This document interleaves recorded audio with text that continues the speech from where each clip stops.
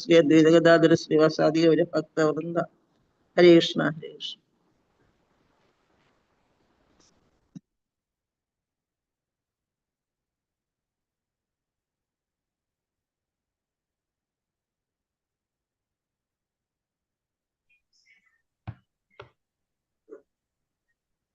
ഹരേ കൃഷ്ണ പ്രഭുജി. പ്രണാമം എല്ലാവർക്കും പ്രണാമം. ഹരേ കൃഷ്ണ. നമുക്ക് പ്രാർത്ഥനയിലേക്ക് കിടക്കാം. ഓം നമോ ഭഗവതേ വാസുദേവായ. ഓം നമോ ഭഗവതേ വാസുദേവായ. ഓം നമോ ഭഗവതേ വാസുദേവായ. നാരായണം നമസ്കൃത്യം നരം ചൈവ നരോത്തമം ദേവീം സരസ്വതീം വ്യാസം തതോ ജയമുദിരേത് നഷ്ടപ്രായേഷു ഭദ്രേഷു നിത്യം ഭാഗവത സേവയ ഭാഗവതേ ഉത്തമ ശ്ലോകേ ഭക്തിർഭവതി നഷ്ടകി മൂകം കരോതി വാചാലം പങ്കും ലംഘയതേ ഗിരി യത്കൃപതമഹം വന്ദേ പരമാനന്ദമാധവം ശ്രീഗുരു ദീനദാരിണം ശ്രീചൈതന്യമീശ്വരം ജ്ഞാനതിമിരാന്ധസ്യ ജ്ഞാനാഞ്ജലശലാകയാ ചക്ഷുർമിലിതം യേന തസ്മൈ ശ്രീഗുരുവേ നമഃ. ശ്രീചൈതന്യം മനോഭീഷ്ടം സ്ഥാപിതം യേന ഭൂതലേ സ്വയം രൂപകഥാ മഹ്യം ദദാതി സ്വഭാന്തികം. വന്ദേഹം ശ്രീഗുരു ശ്രീയുതപദകമലം ശ്രീഗുരും വൈഷ്ണവാംശ ശ്രീരൂപം സാഗരജാതം സഹന രഘുനാഥാനിതം തം സജീവം സാദേവം സാവധൂതം പരിജനസഹിതം കൃഷ്ണ ചൈതന്യദേവം ശ്രീരാധാകൃഷ്ണപാദാൻ സഹനലളിത ശ്രീവിശാഖാനിം താംസ. ഹേ കൃഷ്ണ കരുണാ സിന്ധോ ദീനബിന്ദോ ജഗത്പദേ ഗോപേശ ഗോപികാ കാന്ത രാധാകാന്ത നമസ്തുതേ. തപ്തകാഞ്ചന ഗൗരാംഗീ രാധേ വൃന്ദാവനേശ്വരി വൃഷഭാനുസുതേ ദേവി പ്രണമാമി ഹരിപ്രിയേ. വാഞ്ചാകൽപതരൂപശ്ച കൃപാ സിന്ധിഭ്യേവ ച പതിനാം പാവനേഭ്യോ വൈഷ്ണവേഭ്യോ നമോ നമഃ. നമോ വിഷ്ണുപാദായ കൃഷ്ണപ്രേഷ്ഠായ ഭൂതലേ ശ്രീമതേ ഭക്തിവേദാന്ത സ്വാമിന്നിധി നാമിനേ. നമസ്തേ സാരസ്വതദേവേ ഗൗരവാഹി പ്രചാരിണേ നിർവിശേഷ ശൂന്യവാദി പാശ്ചാത്യദേശധാരിണേ. ജയ ശ്രീ കൃഷ്ണ ചൈതന്യ പ്രഭു നിത്യാനന്ദ ശ്രീ അദ്വൈത ഗദാധര ശ്രീവാസാദി ഗൗരഭക്തവൃന്ദം. ഹരേ കൃഷ്ണ കൃഷ്ണ കൃഷ്ണ ഹരേ ഹരേ ഹരേ രാമ രാമ രാമ ഹരേ ഹരേ. ഹരേ കൃഷ്ണ കൃഷ്ണ കൃഷ്ണ ഹരേ ഹരേ ഹരേ രാമ രാമ രാമ ഹരേ ഹരേ. ഹരേ കൃഷ്ണ കൃഷ്ണ കൃഷ്ണ ഹരേ ഹരേ ഹരേ രാമ രാമ രാമ ഹരേ ഹരേ. ഹരേ കൃഷ്ണ പ്രഭാതി ജയ ഗുരുദേവ് കി ജയ അനന്ത കോടി വൈഷ്ണവ ഭക്തർ കി ജയ. ഹരേ കൃഷ്ണ. എല്ലാവർക്കും പ്രണാമം.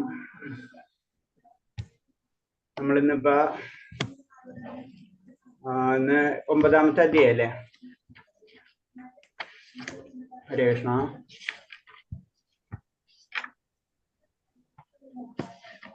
ഒമ്പതല്ലെന്ന്? അതേ പ്രഭുജി. ഹരേ കൃഷ്ണ. വീഡിയോ ഓൺ ചെയ്യാൻ പറ്റുന്നവര് വീഡിയോ ഓൺ ചെയ്യാം. ഹരേ കൃഷ്ണ. ഇപ്പൊ വീഡിയോ ഓഫായി പോവാ. എല്ലാവരും നമ്മളെ റൂൾസ് റെഗുലേഷൻസ് ഒക്കെ മാറിക്കൊണ്ടിരിക്കുക. 9ാമത്തെ അധ്യായത്തിൽ പറയുന്നത് ഭക്തി തത്വങ്ങളെ കുറിച്ചുള്ള ഉപരിചിന്തനങ്ങൾ. എന്താണ് ഭക്തിതത്വത്തിന്റെ അപ്പുറത്തുള്ളത് അല്ലെ? ഭക്തി തത്വങ്ങൾ എന്ന് പറയുന്നത് എന്താണെന്നുള്ള വിശദീകരണമാണിത്. അതില് ഫസ്റ്റ് വരുന്നത് ദൈവദൂഷണം.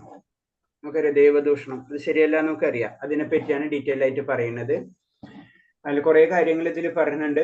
തിലകം ചാർത്തുന്നത്, വിഗ്രഹത്തിന് മുന്നിൽ നൃത്തം വയ്ക്കുന്നത്, പൂമാലകൾ സ്വീകരിക്കുന്നത്, വിഗ്രഹത്തിന് മുന്നിൽ ആദരപൂർവ്വം പ്രണമിക്കല്, എഴുന്നേറ്റ് നിന്ന് ഭഗവാനെ സ്വീകരിക്കുന്നത്, വിഗ്രഹത്തെ അനുഗമിക്കുന്നത്, വിഷ്ണു ക്ഷേത്രം തീർത്ഥാടന കേന്ദ്രം സന്ദർശിക്കുന്നത്, വിഷ്ണു ക്ഷേത്രം പ്രദക്ഷിണം വയ്ക്കുന്ന രീതി, അർച്ചന, ഭഗവത് സേവനം ചെയ്യാല്, പാട്ടുപാടല്, സങ്കീർത്തനം, ജപം, സമർപ്പണം, പിന്നെ നെക്സ്റ്റ് പ്രസാദ ഭക്ഷണം, ചരണാമൃതപാനം, പ്രധാനപ്പെട്ട ശ്രോതങ്ങൾ പാടുകൾ, വിഗ്രഹത്തിന് അർപ്പിച്ച സുഗന്ധ വസ്തുക്കളെ മണം, വിഗ്രഹ സ്പർശനം, ഇങ്ങനത്തെ പല കാര്യങ്ങൾ ഇതില് ഡീറ്റെയിൽ ആയിട്ട് പറഞ്ഞു തരാണ്. നമ്മൾ ചെയ്യുന്ന കാര്യം നമ്മൾ എങ്ങനെയാണ് ചെയ്യണത് അതൊന്നും കൂടെ അതെന്താണെന്ന് ഒന്നും കൂടെ ഡീറ്റെയിൽ ആയിട്ട് നമ്മൾ ഇതൊക്കെ നമ്മൾ ചെയ്തുകൊണ്ടിരിക്കുന്നതാണ്. ഇങ്ങനത്തെ കാര്യങ്ങളൊക്കെ തുളസിമാല, അതുപോലെ തന്നെ തിലകം, അത് വിഗ്രഹത്തിന് മുന്നിൽ നൃത്തം വെക്കുക. അപ്പൊ അതെന്താണ്, എന്തിനു വേണ്ടിയാണൊക്കെ ചെയ്യണം എന്നുള്ള കാര്യങ്ങളാണ് പറഞ്ഞു തരുന്നത്. അതിൽ ഏറ്റവും നമ്മൾ ചെയ്യുന്ന അപരാധങ്ങളിൽ ഒന്നാണ് ദൈവദൂഷണം, അല്ലെ? ഭഗവാനെ യോഗത്തിൽ അദ്ദേഹത്തിന്റെ ഭക്തന്മാരെ ദൂഷിക്കുന്ന ഒരു കാരണവശാലും അനുവദിച്ചുകൂടാ. ഇത് എല്ലാതും നമ്മൾ 9-ാം അധ്യായത്തില് നമ്മളോട് തരുന്ന ചില നിർദ്ദേശങ്ങളാണ്. നമ്മൾ ഇന്നത് ചെയ്യണം, ഇന്നത് ചെയ്യണം, ഇന്നത് ചെയ്യാൻ പാടില്ല എന്നൊക്കെ പറഞ്ഞതൊക്കെ നമ്മൾ കഴിഞ്ഞ അധ്യായത്തിന്റെ തന്നെ ഒരു രത്ന ചുരുക്കം പോലെ നമുക്ക് ശ്രദ്ധിക്കാം. കാരണം അപരാധങ്ങൾ ചെയ്യാൻ പാടില്ല എന്നൊക്കെ പറയുന്നുണ്ട്, അല്ലെ? അതുപോലെ തന്നെ ചെയ്യേണ്ട കാര്യങ്ങളൊക്കെ പറയുന്നുണ്ട്. അതേപോലെ തന്നെ ഇതിലും അത് തന്നെയാണ് പറയുന്നത് മെയിനായിട്ട്. അതിൽ ഒരു കാരണവശാലും അനുവദിച്ചു. ഇക്കാര്യത്തിൽ സുഖദേവ ഗോസ്വാമി പരീക്ഷിത്ത് മഹാരാജാവിനോട് പറയുന്ന ഭാഗവതത്തിൽ 10-ാം അധ്യായത്തിൽ 10-ാം സ്കന്ധത്തിൽ 74 അധ്യായത്തിൽ 40-ാം ശ്ലോകത്തിൽ ശ്രദ്ധിക്കുക. രാജൻ ഭഗവാന്റെയും അദ്ദേഹത്തിന്റെ ഭക്തന്മാരെയും ദൂഷിച്ചു പറഞ്ഞു കേട്ടിട്ട് ആ സ്ഥലം വിട്ടുപോകാത്തവന് അതുവരെ അയാളുടെ ധാർമ്മികമായ ജീവിതം വഴി നേടിയ നന്മ മുഴുവനും നഷ്ടപ്പെടും. അപ്പൊ ഒരിക്കലും നമ്മള് ഭഗവാനെ പറ്റി ദുഷിക്കുന്നതോ ഭഗവാന്റെ ഭക്തന്മാരെ ദുഷിക്കുന്നതോ നമ്മൾ കേൾക്കാൻ ഇടവരരുത്. അങ്ങനെ വന്നു കഴിഞ്ഞാൽ അറ്റ്ലീസ്റ്റ് ഏറ്റവും ചുരുങ്ങിയത് നമ്മൾ ആ സ്ഥലം വിട്ടുപോകണം എന്ന് പറഞ്ഞത്. അത് കേൾക്കാനുള്ള കരുത്ത് നമ്മൾക്കിൽ ഉണ്ടാവാൻ പാടില്ല. അതാണ് അത് ഉദ്ദേശിക്കുന്നത്. കാരണം നമ്മൾക്ക് ഏറ്റവും പ്രിയപ്പെട്ട ഒരു വ്യക്തിനെ പറ്റി വേറെ ആരെങ്കിലും എന്തെങ്കിലും പറഞ്ഞു കഴിഞ്ഞാൽ നമുക്കത് സഹിക്കില്ല, അല്ലെ? എന്ന് പറഞ്ഞ പോലെ തന്നെ ആയിരിക്കണം. ഭഗവാൻ എന്ന് പറഞ്ഞാൽ നമുക്ക് ഏറ്റവും പ്രിയപ്പെട്ടവനാണ്. അപ്പൊ ഭഗവാനെ പറ്റി എന്തെങ്കിലും പറയാലും ഭഗവാന്റെ ഭക്തരെ പറ്റി എന്തെങ്കിലും പറഞ്ഞ് നമുക്ക് സഹിക്കാൻ പറ്റില്ല. ഇത് തന്നെ ആയിരിക്കണം. നമ്മൾ ഒന്നും പറ്റിയില്ലെങ്കിൽ നമ്മൾ എന്താ ചെയ്യണം എന്ന് പറഞ്ഞത്, അവിടെ നമ്മുടെ സ്ഥലം വിട്ടു പോകണം എന്നാ പറഞ്ഞത്. അല്ല നമ്മൾ അത് മുഴുവനും കേട്ട അപ്പൊ അതിന്റെ അർത്ഥം നമുക്ക് ഭഗവാനോട് അറ്റാച്ച്മെന്റ് ഇല്ല എന്നാണ്. അപ്പൊ അങ്ങനെ വരുമ്പോൾ നമ്മുടെ നന്മ മുഴുവനും നഷ്ടപ്പെടും. അപ്പൊ അത് ശ്രദ്ധിക്കണം. അതാണ് പറഞ്ഞത്, നമ്മള് കൂടുതൽ ഈ നിരീശ്വരവാദികളായിട്ടുള്ള എന്താ പറഞ്ഞ ഡിബേറ്റിനൊന്നും നമ്മൾ നിൽക്കേണ്ട ആവശ്യമില്ല. കാരണം എന്ന് വെച്ചാൽ അതൊക്കെ നമ്മളെ ഭക്തി കുറയ്ക്കുകയാണ് ചെയ്യുന്നത്. ചൈതന്യ മഹാപ്രഭുവിന്റെ ശിക്ഷാഷ്ടകത്തിൽ ഈ ശ്ലോകത്തിന്റെ ആശയം ഇതാണ്: ഭക്തൻ വൃക്ഷത്തെക്കാൾ സഹിഷ്ണുവും പുല്ലിനേക്കാൾ വിധേയത്വമുള്ളവനുമായിരിക്കണം, എല്ലാവരെയും മാനിക്കണം, അതേസമയം ആരുടെ ആദരവ് സ്വീകരിക്കരുത് താനും. അത്രയും നമ്മളൊരു ഭക്തൻ എന്ന് പറയുമ്പോൾ ഭക്തന്റെ ഏറ്റവും വലിയൊരു ക്വാളിറ്റിയാണ് ശരിക്കും ചൈതന്യ മഹാപ്രഭുവിന്റെ ശിഷ്ടാഷ്ടകത്തില് പറയുന്നത്. കാരണം എന്ന് വെച്ച് കഴിഞ്ഞാൽ ഒരു ഭക്തൻ എന്താ പറയുന്നത്, വൃക്ഷത്തെക്കാൾ സഹിഷ്ണുതായിരിക്കണം എന്നാ പറയുന്നത്. നമ്മള് അത്രയും വിനയഭാവം നമ്മൾക്കിൽ ഉണ്ടാവണം. പുല്ലിനേക്കാൾ വിധേയമുള്ളവനും വൃക്ഷത്തേക്കാൾ സഹിഷ്ണുത എന്ന് പറയുമ്പോൾ എന്താണ്, മരത്തിന് നമ്മൾ എന്ത് ചെയ്താലും മരം നമ്മൾ ഒന്നും ചെയ്യില്ല, അല്ലെ? മരത്തിന്റെ പ്രത്യേകത അതിനൊന്നും ചെയ്യാൻ പറ്റില്ല, അല്ലെ? വേറൊരു ജീവജാലങ്ങളെ എന്തെങ്കിലും ചെയ്യുന്ന ചിലപ്പോൾ അത് എന്തെങ്കിലും ചെയ്യും.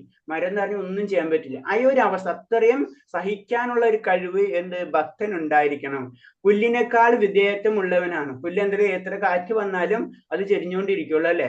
എത്ര കാറ്റ് കൂടുന്നതിനനുസരിച്ച് അത് ചെരിയുള്ളൂ, അത്രയും ചെരിയും, അല്ലെ? അതാണ് വിധേയത്വം എന്ന് പറയുന്നത്.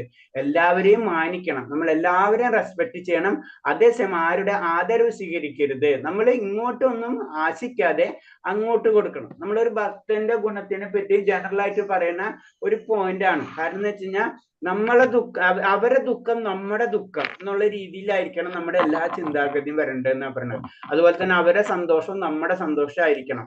അതാണ് ഒരു ഭക്തന്റെ ഏറ്റവും വലിയ ക്വാളിറ്റിയിൽ വരുന്നത്. അത് തന്നെയാണ് ഇതിൽ പറഞ്ഞത്. ആ വ്യക്തി, മറ്റുള്ളൊരു വ്യക്തിയുടെ സന്തോഷം നമ്മുടെ സന്തോഷം, അവരുടെ ദുഃഖം നമ്മുടെ ദുഃഖമായിട്ട് കാണാനുള്ള ഒരു അവസ്ഥയിലേക്ക് നമ്മൾ വളരണം.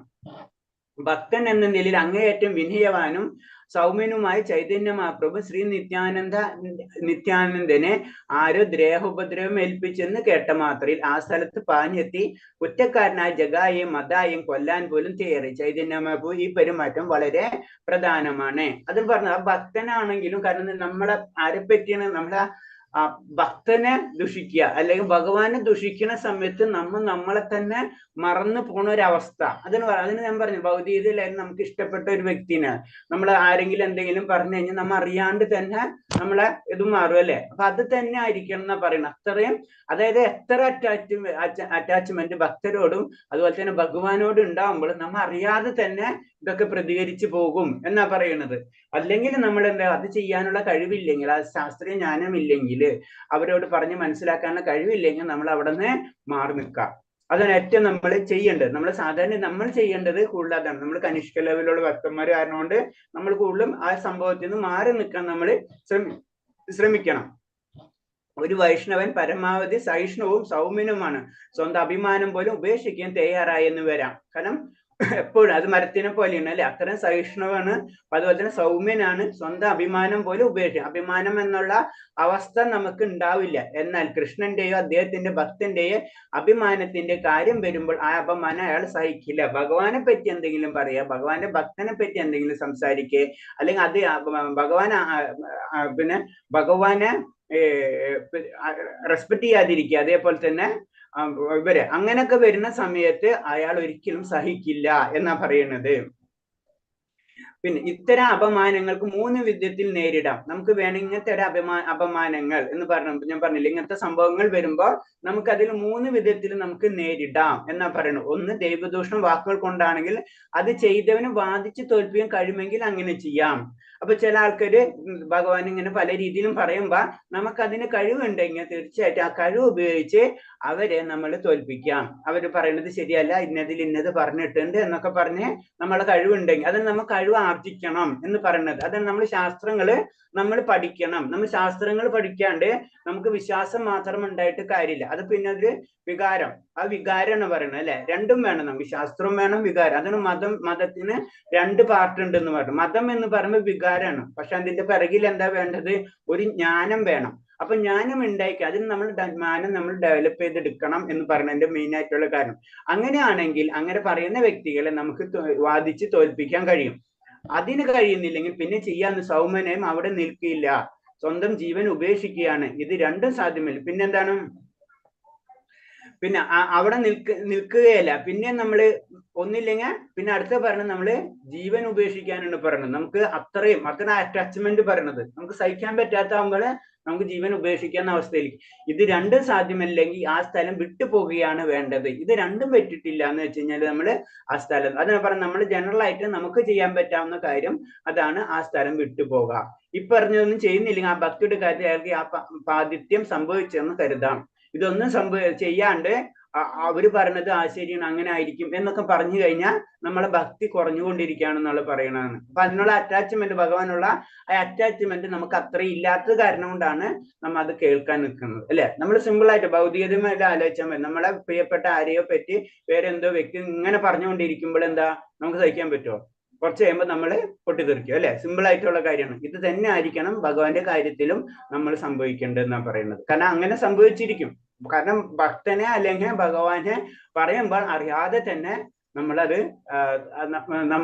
അതൊന്നിങ്ങനെ തർക്കി ജയിക്കാൻ നോക്കും, അല്ലെങ്കിൽ നമ്മൾ അവിടെ നിന്ന് പോരും, അല്ലെങ്കിൽ പിന്നെ നമ്മൾ അവിടെ നിന്ന് ശരീരം വെടിയാന്നുള്ള അവസ്ഥയിലേക്ക് നമ്മൾ മാറും എന്നാ പറയുന്നത്. കാരണം അങ്ങനെ നമ്മൾ പറയില്ലേ, നമ്മൾ ഉരുകിത്തീരാന്ന് പറയില്ലേ, അതാ പറയുന്നത്. അത് പിന്നെ ഇതുപോലെ തന്നെ ഇമ്പോർട്ടൻസുകൾ പറഞ്ഞു. തിലകവും തുളസിമാലയും, നമുക്കറിയാം തിലകവും തുളസിമാലയും കാരണം വൈഷ്ണവനെ സംബന്ധിച്ച് ഏറ്റവും ഇമ്പോർട്ടന്റ് ആയിട്ടുള്ള 2 കാര്യമാണ് തിലകവും തുളസിമാല എന്ന് പറയുന്നത് അല്ലെ. ഞാൻ ചോദിച്ചു വന്നപ്പോഴാണ് നിങ്ങൾ തുളസിമാല ധരിച്ചു തുടങ്ങി ആരെങ്കിലൊക്കെ? തുളസിമാല ധരിക്കുന്നവരുണ്ട് ഇതില്? ആരും ധരിച്ചു തുടങ്ങിയിട്ടില്ല? ഓക്കെ. യമനിയമങ്ങള് പാലിച്ചു തുടങ്ങിയവരുണ്ട്. അപ്പൊ 4 യമനിയമം ഉള്ളിയും വെളുത്തുള്ളിയും അവോയ്ഡ് ചെയ്തിട്ടില്ല, അതുകൊണ്ടാണ് തുളസിമാല ധരിക്കാത്തത്. Okay okay, ഹരേഷ്ണ. ബാക്കിയുള്ളത് സ്റ്റാർട്ട് ചെയ്തല്ലേ അല്ലേ? ബാക്കിയുള്ള കാര്യങ്ങള് ക്ലിയർ ആണ് അല്ലേ? മത്സ്യമാംസാദികളൊക്കെ നോൺ വെജ് കഴിക്കായിരുന്നു, അത് അവോയ്ഡ് ചെയ്തു അല്ലേ? Okay okay. അപ്പൊ അതിൽ നിന്ന് പതുക്കെ നമ്മള് ഇനി 16 മാല ജപിക്കുന്നുണ്ടോ മാതാജി? എല്ലാ ദിവസവും അത്രയും പറ്റണില്ല. ഓക്കെ, ഹരേഷ്ണ. ശരി. ഭാഗവതം ക്ലാസ്സിൽ എല്ലാവരും അറ്റൻഡ് ചെയ്യാറുണ്ടോ?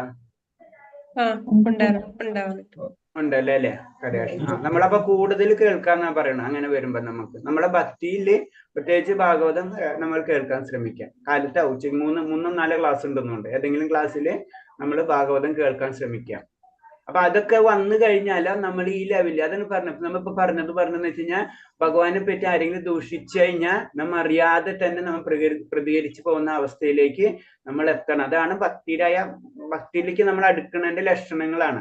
അപ്പൊ അതിനു വേണ്ടി ഭക്തിയിലേക്ക് അടുക്കണമെങ്കിൽ നമ്മൾ പല കാര്യങ്ങളും നമ്മൾ ചെയ്യണം. അപ്പൊ അതിൽ പറഞ്ഞാണ് യമനിയമങ്ങളും 16 മാല എന്ന് പറയുന്നത് ബേസിക് ആയിട്ടുള്ള റിക്വയർമെന്റ് എന്നാണ് പറയുന്നത്. അപ്പൊ അതേപോലെ തന്നെ തിലകവും തുളസിമാലയും അത് സെക്കൻഡ് ഷിപ്പാണ്. അത് നമ്മൾ ധരിച്ചിരിക്കണം. തിലകവുമായാലും തുളസിമാലയായാലും ഒരു വൈഷ്ണവനെ സംബന്ധിച്ച് അത് ചെയ്തിരിക്കണം എന്നാ പറയണത്. അപ്പൊ അത്ര ഇമ്പോർട്ടൻസ് ഉണ്ട് തുളസി. അത് ഞാൻ പറഞ്ഞത് തുളസിമാല എന്ന് പറയുമ്പോൾ ഇതുപോലെ തന്നെ നമ്മളൊരു സംരക്ഷണമാണ്. നമ്മളെ സാധാരണ രീതി പറയൂലേ, ജപിച്ചു കെട്ടാന്നൊക്കെ പറഞ്ഞ പോലെ തന്നെ അതിനേലും ഏറ്റവും ടോപ്പാണ്. ഭഗവാനെ ഏറ്റവും ഇഷ്ടപ്പെട്ടാണ് തുളസിയിലെ. തുളസിയാണ് നമ്മളെ കഴുത്തിലുള്ളത്, മനസ്സിലായി. അപ്പൊ അതോടുകൂടി ഭഗവാന്റെ കൺട്രോളിലാവണാണ് നമ്മൾ. അങ്ങനെയാണ് നമ്മളെ ചിന്താഗതി വരുന്നത്. നമ്മൾ ഇതൊക്കെ പറയുമ്പോൾ പെട്ടെന്ന് നമുക്കത് ഉൾക്കൊള്ളാൻ കഴിയില്ല. ചിലപ്പോൾ നമ്മൾ ചിലർ ഹിമാലയ യാത്രകളൊക്കെ ചെയ്തവർക്ക് പല കാര്യങ്ങളും നമുക്ക് നേരിട്ട് അനുഭവിക്കുന്നതാണ്. ചില സിദ്ധികൾ എന്നൊക്കെ പറയുമ്പോൾ നമുക്ക് അത്ര ഇതൊന്നും തോന്നില്ല. സിദ്ധികളൊക്കെ ചിലപ്പോൾ നേരിട്ട് കാണുമ്പോഴാണ് നമുക്ക് ഇതൊക്കെ നമ്മളെ യുക്തി കൊണ്ടൊന്നും അളക്കാൻ പറ്റാത്ത കാര്യങ്ങളാണ് സിദ്ധികൾ എന്നൊക്കെ മനസ്സിലാക്കാൻ പറ്റും. പറഞ്ഞു വന്നെന്ന് വെച്ച് കഴിഞ്ഞാൽ നിങ്ങൾ പതുക്കെ അതിലേക്ക് എത്താം. അറ്റ്ലീസ്റ്റ് നാമെങ്കിലും നമ്മൾ പറഞ്ഞ 8 മാല, ഇപ്പൊ 4 മാല നമ്മൾ തുടങ്ങിയപ്പോ 4 മാല ജപിക്കണം നമ്മൾ പറഞ്ഞിട്ടുണ്ടായിരുന്നത്. അപ്പൊ ഏകദേശം എല്ലാവരും 8 മാലെങ്കിലും എത്തിയെന്ന് വിചാരിക്കണം. 8 മാലെങ്കിലും ഇനി എത്തുന്ന കാലത്ത് 4 വൈകിട്ട് 4 എന്നുള്ള രീതിയിലേക്ക് എത്താം. നമ്മളെ കോഴ്സ് കഴിയുമ്പോഴേക്കും 16 മാലെങ്കിലും നമ്മൾ എത്തണം. ഓക്കെ, അപ്പൊ 8 മാലെങ്കിലും ഇനി 4 ചെയ്ത് നിർത്തുന്നവര് 8 മാലയിലേക്ക് പതുക്കെ കടക്കാം. യമനിയമങ്ങള് ചായ, കാപ്പി, അതുപോലെ തന്നെ വെളുത്തുള്ളി, ഉള്ളി എന്നിവ ഒഴിവാക്കാൻ ശ്രമിക്കുക. വീട്ടില് പ്രസാദം എന്ന് പറയുമ്പോൾ അറ്റ്ലീസ്റ്റ് എന്താ ഫ്രൂട്ട്സ് അതെങ്കിലും ഭഗവാന് സമർപ്പിക്കാൻ ശ്രമിക്കുക. എന്നിട്ട് അതെല്ലാവരും കഴിക്കാം. അങ്ങനെങ്കിലും നമ്മൾ സാധന ഭക്തിയിലേക്ക് പതുക്കെ നമ്മളെ കൊണ്ടുപോകാം. ഓക്കെ, അപ്പൊ ഇനി നമ്മൾ പറഞ്ഞ തിലകവും തുളസിമാലയും വൈഷ്ണവന്റെ തന്റെ ശരീരം തിലകം കൊണ്ട് എങ്ങനെ മൂടി പിടിപ്പിക്കണമെന്ന് പത്മപുരാണത്തിൽ പറയുന്നുണ്ട്. ഇതിൽ പത്മപുരാണത്തിന്റെ ഇതിൽ റെഫറൻസ് വരുന്നത്. അപ്പൊ പറയുമ്പോൾ പത്മപുരാണത്തില അതാണ് പറഞ്ഞത്. നമ്മൾ പറഞ്ഞില്ല, ആചാര്യന്മാരുടെ ബുക്കുകൾ അവരെഴുതിയിട്ടുള്ള വ്യാഖ്യാനങ്ങളില് നമുക്ക് ഇപ്പൊ ഈ പത്മപുരാണം മുഴുവനും വായിച്ചാലേ നമുക്കിത് മനസ്സിലാവുള്ളൂ, അല്ലെ? നമുക്കിത് മുഴുവനും വായിക്കാനും നമുക്ക് ഭാഗവതത്തിന്റെ ഇപ്പൊ തന്നെ ഒരു അധ്യായം കൂടെ ആയിട്ടില്ല, അത് തന്നെ എത്ര സമയം പിടിച്ച് അത് ജസ്റ്റ് വായിച്ചു പോകണുള്ളൂ. അതിൽ വായിച്ചു കഴിഞ്ഞാൽ എന്താണ് അതിലൊരു 10% നമുക്ക് മനസ്സിലാവുള്ളൂ. 90% ബ്ലങ്ക, മനസ്സിലായി. അപ്പൊ എന്താണ് പത്മപുരാണത്തിലൊരു കാര്യമാണ് പറയുന്നത്. പത്മപുരാണത്തിലെ കഴുത്തിലെ അതെന്ന് പറഞ്ഞാൽ നമ്മൾ ഇങ്ങനത്തെ ആചാര്യന്മാരുടെ ബുക്കുകളൊക്കെ വായിക്കണം എന്ന് പറയുന്നതിന്റെ കാരണം എന്ന് വെച്ച് കഴിഞ്ഞാൽ അത്ര ഷോർട്ട് കട്ടായിട്ട് അത്രയും ഇമ്പോർട്ടന്റ് ആയിട്ടുള്ള പോയിന്റുകൾ മാത്രമാണ് നമുക്ക് പറഞ്ഞു തരുന്നത്.